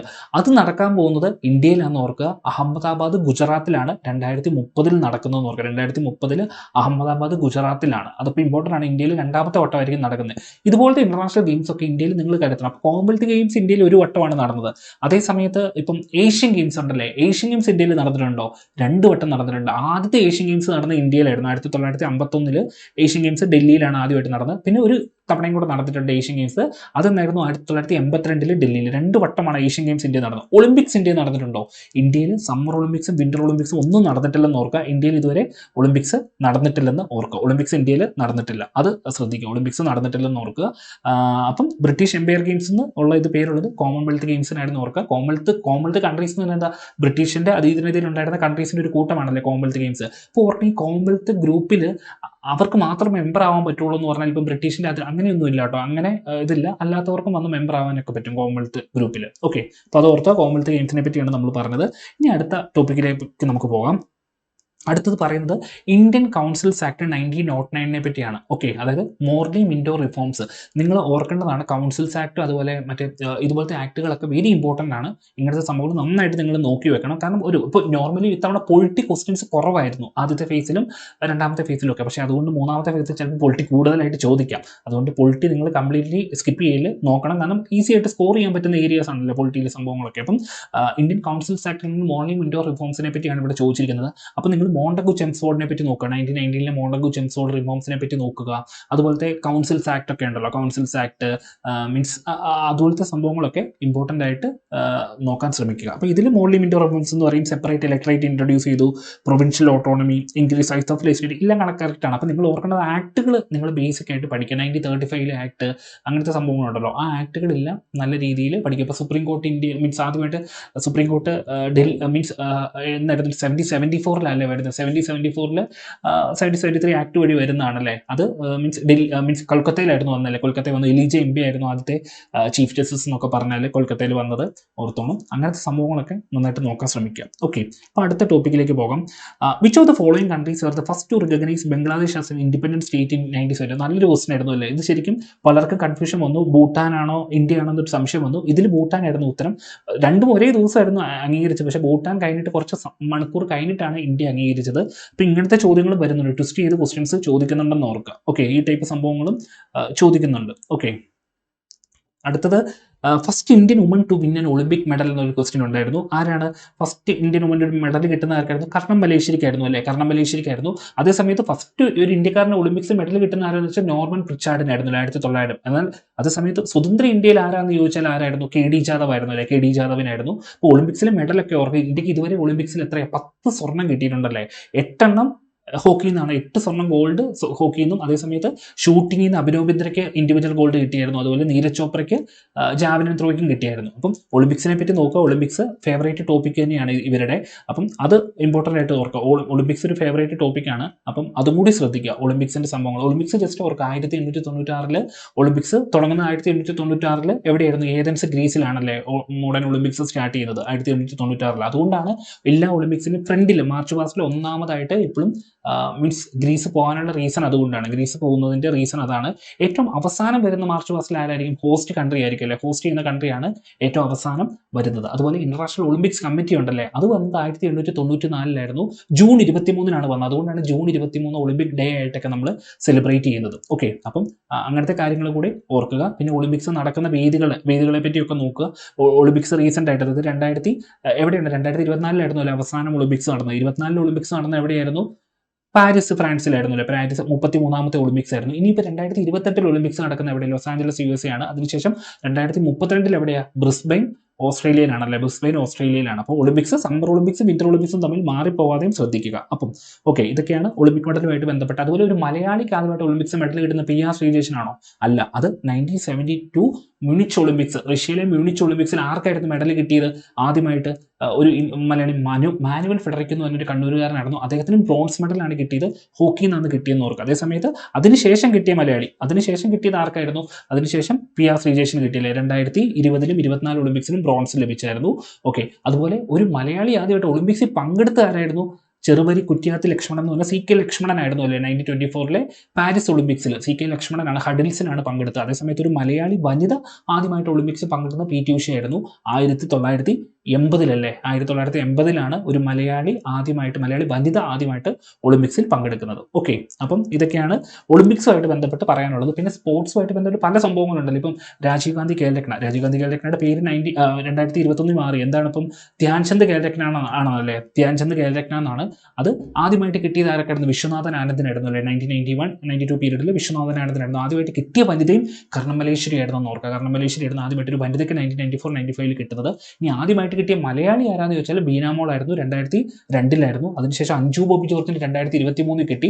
പിന്നെ 2021 PR ശ്രീജേഷൻ കിട്ടി. 3 മലയാളികൾക്ക് ഇതുവരെ മീൻസ് ധ്യാൻചന്ദ് ഖേൽരത്ന കിട്ടിയെന്ന് ഓർക്കുക. സ്പോർട്സിലെ ഏറ്റവും വലിയ അവാർഡാണ് ഇന്ത്യയിൽ കൊടുക്കുന്നത്. അത് ധ്യാൻചന്ദ് ഖേൽരത്നയാണെന്ന് കൂടി ഓർക്കുക. ഓക്കെ, അപ്പോൾ ഇതാണ് നമ്മൾ പറഞ്ഞത്. അപ്പോൾ അടുത്ത ടോപ്പിക്കിലേക്ക് നമുക്ക് പോകാം. അടുത്തത് Himalayan ranges from Teesta to Brahmaputra rivers called എന്താണെന്ന്. അത് എന്താണ്? ആസാം ഹിമാലയാണല്ലേ Teesta to Brahmaputra, from Teesta to Brahmaputra rivers എന്ന് പറയുന്നതിന് ആസാം ഹിമാലയാണെന്ന് ഓർക്കുക. അതുപോലെ നമ്മുടെ നാഷണൽ റിവർ ഏതാണ്? ഗംഗയാണല്ലേ. ഈ 2525 അതായത് 2525 കിലോമീറ്റർ നീളമാണ് അല്ലേ ഗംഗയ്ക്കുള്ളത്. അതുപോലെ ഗംഗ ഇന്ത്യയുടെ നാഷണൽ റിവർ ആയ വർഷമൊക്കെ ഓർക്കുക 2008 നവംബർ 4 ഗംഗ ഇന്ത്യയുടെ നാഷണൽ റിവർ ആയിട്ട് മാറുന്നത്. ഏറ്റവും ലോങ്സ്റ്റ് റിവർ ഇതാണ്. അതേസമയത്ത് മീൻസ് വാട്ടറിന്റെ ഇത് വെച്ചിട്ട് വോളിയം വെച്ചിട്ട് നോക്കുമ്പോൾ ഏറ്റവും വലിയ റിവർ ഏതാണെന്ന് ചോദിച്ചാൽ ഇന്ത്യയിലെ ബ്രഹ്മപുത്രയായിരുന്നു അല്ലേ, ബ്രഹ്മപുത്രയാണ്. അപ്പോൾ അങ്ങനത്തെ സംഭവങ്ങൾ ജസ്റ്റ് ബേസിക് ആയിട്ടുള്ള സംഭവങ്ങളൊക്കെ ഒന്ന് ഓർക്കുക. അതുപോലെ കേരളത്തിലെ റിവേഴ്സിനെ പറ്റി പറയുമ്പോൾ കേരളത്തിൽ ഓർക്കുക, കേരളത്തിൽ എത്ര റിവേഴ്സാണ് ഉള്ളത്? 15 കിലോമീറ്റർ കൂടുതലുള്ളതിനെയാണ് കേരളത്തിൽ നമ്മൾ റിവേഴ്സ് എന്ന ഡെഫിനിഷനിൽ പറയുന്നത്. അങ്ങനെ 44 റിവേഴ്സാണ് കേരളത്തിലുള്ളത്. അതിൽ 41 റിവേഴ്സ് വെസ്റ്റിലേക്കും 3 റിവേഴ്സ് ഈസ്റ്റിലേക്കുമാണല്ലേ. കബനി, എന്തൊക്കെയാണ്, പാമ്പാർ, ഭവാനി, ഇതാണ് ഈസ്റ്റിലേക്ക് ഒഴുകുന്നത്. അത് ഓർത്തോണം. അതുപോലെ കേരളത്തിൽ 200 കിലോമീറ്റർ കൂടുതലുള്ള എത്ര റിവേഴ്സ് ഉണ്ട് നമ്മുടെ കേരളത്തിൽ? 2 റിവേഴ്സ് ആണ്. അതുപോലെ 100 കിലോമീറ്റർ കൂടുതലുള്ള 11 റിവേഴ്സ് ആണ് കേരളത്തിലുള്ളത്. അങ്ങനെ കുറച്ച് കാര്യങ്ങൾ ഓർക്കുക. ഏറ്റവും നീളം കൂടിയത് ഭാരതപ്പുഴയാണ്, പെരിയാറാണ്. അതുപോലെ ഭാരതപ്പുഴയാണ് ഏറ്റവും നീളം കൂടിയത് പെരിയാറാണ്, അതും ഓർത്തോണം. 244 കിലോമീറ്റർ ആണ് പെരിയാർ ഉത്ഭവിക്കുന്നത് ശിവഗിരി മലയിൽ നിന്നായിരുന്നു. അതുപോലെ ഭാരതപ്പുഴ ഉത്ഭവിക്കുന്നത് എവിടെ നിന്നായിരുന്നു? ആനമലയിൽ നിന്നായിരുന്നു അല്ലേ. ഭാരതപ്പുഴ ആനമലയിൽ നിന്നാണ്. അപ്പം അങ്ങനത്തെ സംഭവങ്ങൾ ജസ്റ്റ് ഒന്ന് ക്ലാരിറ്റി ഉണ്ടായിരിക്കും. അതുപോലെ ഈസ്റ്റിലേക്ക് ഒഴുകുന്നതിൽ ഏറ്റവും വലിയ റിവർ ഏതായിരുന്നു? കബനിയും ഏറ്റവും ചെറുത് പാമ്പാറുമാണ്. ഈസ്റ്റിലേക്ക് ഒഴുകുന്ന 3 റിവേഴ്സും കാവേരി റിവറിന്റെ ട്രിബ്യൂട്ടറി ആണ്. അതുപോലെ പമ്പ മൂന്നാമത്തെ ഏറ്റവും വലിയ റിവറാണ് പമ്പ. പമ്പയുടെ പഴയ പേര് എന്തായിരുന്നു? ബാരിസ് എന്നായിരുന്നു പമ്പയുടെ പഴയ പേര്. അതുപോലെ എന്താണ് പെരിയാറിന്റെ പഴയ പേര്? പെരിയാറിനെ നമ്മൾ ഇനിഷ്യലി പറയുന്നത് ചൂർണി റിവർ എന്നായിരുന്നു അല്ലേ. ചൂർണി എന്നായിരുന്നു പെരിയാറിനെ പറയുന്നത്. അങ്ങനത്തെ കാര്യങ്ങളും ജസ്റ്റ് ഓർക്കുക. അതുപോലെ ഓരോ മീൻസ് ആറന്മുള ഉത്രട്ടാതി വള്ളംകളി നടക്കുന്ന എവിടെയാണ്? പമ്പ റിവറിലാണല്ലേ. പമ്പ റിവറിലാണ് പത്തനംതിട്ട ജില്ലയിൽ. അപ്പം ഇങ്ങനത്തെ കാര്യങ്ങളും ശ്രദ്ധിക്കുക. ഓക്കെ, അപ്പം ജസ്റ്റ് അടുത്ത ടോപ്പിക്കിലേക്ക് നമുക്ക് പോകാം. അടുത്ത ഫിഫ വേൾഡ് കപ്പിനെ പറ്റിയാണ് പറയുന്നത്.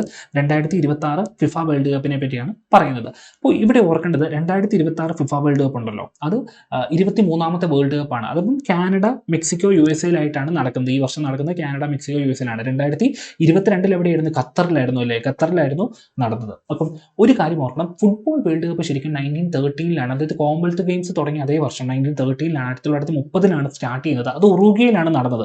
ആദ്യം ജയിച്ചതും ഉറുഗ്വേയാണെന്ന് ഓർക്കുക. അതുപോലെ വേറൊരു കാര്യം, ഈ 22 ഫുട്ബോൾ വേൾഡ് കപ്പ് നടന്നു എന്ന് പറഞ്ഞു. ഖത്തറിലായിരുന്നു അവസാനത്തെ വേൾഡ് കപ്പ് നടന്നത്. ഈ 22 പങ്കെടുത്ത ഒരേ ഒരു ടീമേ ഉള്ളൂ, അത് ബ്രസീലാണെന്ന് ഓർക്കുക. എല്ലാ വേൾഡ് കപ്പിലും പങ്കെടുത്ത ഒരേ ഒരു ടീം ബ്രസീലാണ്. അതുപോലെ ഏറ്റവും കൂടുതൽ വേൾഡ് കപ്പ് ജയിച്ചതും ബ്രസീലാണ്. 5 വേൾഡ് കപ്പാണ് അവർ ജയിച്ചത്. അപ്പോൾ 2026 കാനഡ, മെക്സിക്കോ, USA. അതുപോലെ മെറ്റ്ലൈഫ് സ്റ്റേഡിയത്തിലാണ് ഇതിന്റെ ഫൈനൽ നടക്കുന്നതെന്ന് ഓർക്കുക. USA മെറ്റ്ലൈഫ് സ്റ്റേഡിയത്തിലാണ് ഇതിന്റെ ഫൈനൽ നടക്കുന്നത്. ഫിഫ വേൾഡ് കപ്പ് 23ാമത്തെ ഫിഫ വേൾഡ് കപ്പിന്റെ ഫൈനൽ നടക്കുന്നത് മെറ്റ്ലൈഫ് സ്റ്റേഡിയം USA ഓർക്കുക. അതുപോലെ 2030 വേൾഡ് കപ്പ് 100ാമത്തെ വാർഷികമാണല്ലേ, അത് നടക്കുന്ന എവിടെയൊക്കെയായിരുന്നു? മൊറോക്കോ, സ്പെയിൻ, പോർച്ചുഗൽ, ഈ 3 രാജ്യങ്ങളിലും. പിന്നെ 100ാമത്തെ എഡിഷൻ ആയതുകൊണ്ട് അർജന്റീന, പരാഗ്വേ, ഉറുഗ്വേയിലും കൂടെ നടക്കുന്നുണ്ട്. ഓക്കെ, അതാണ് 100ാമത്തെ വർഷമാണല്ലോ ഫുട്ബോൾ വേൾഡ് കപ്പിന്റെ, അത് ഓർത്തണം. അതുപോലെ 2022 32 ടീം ആയിരുന്നെങ്കിൽ 2026 വരുമ്പോൾ 48 ടീംസ് ഉണ്ടെന്ന് ഓർക്കുക. 48 ടീംസ് ഫിഫ വേൾഡ് കപ്പിൽ പങ്കെടുക്കുന്നുണ്ടെന്നും കൂടി ഓർക്കുക. ഓക്കെ, അപ്പോൾ ഇതൊക്കെയാണ് ഇമ്പോർട്ടൻ്റ് ആയ കാര്യങ്ങൾ വേൾഡ് കപ്പുമായിട്ട് പറയാനുള്ളത്.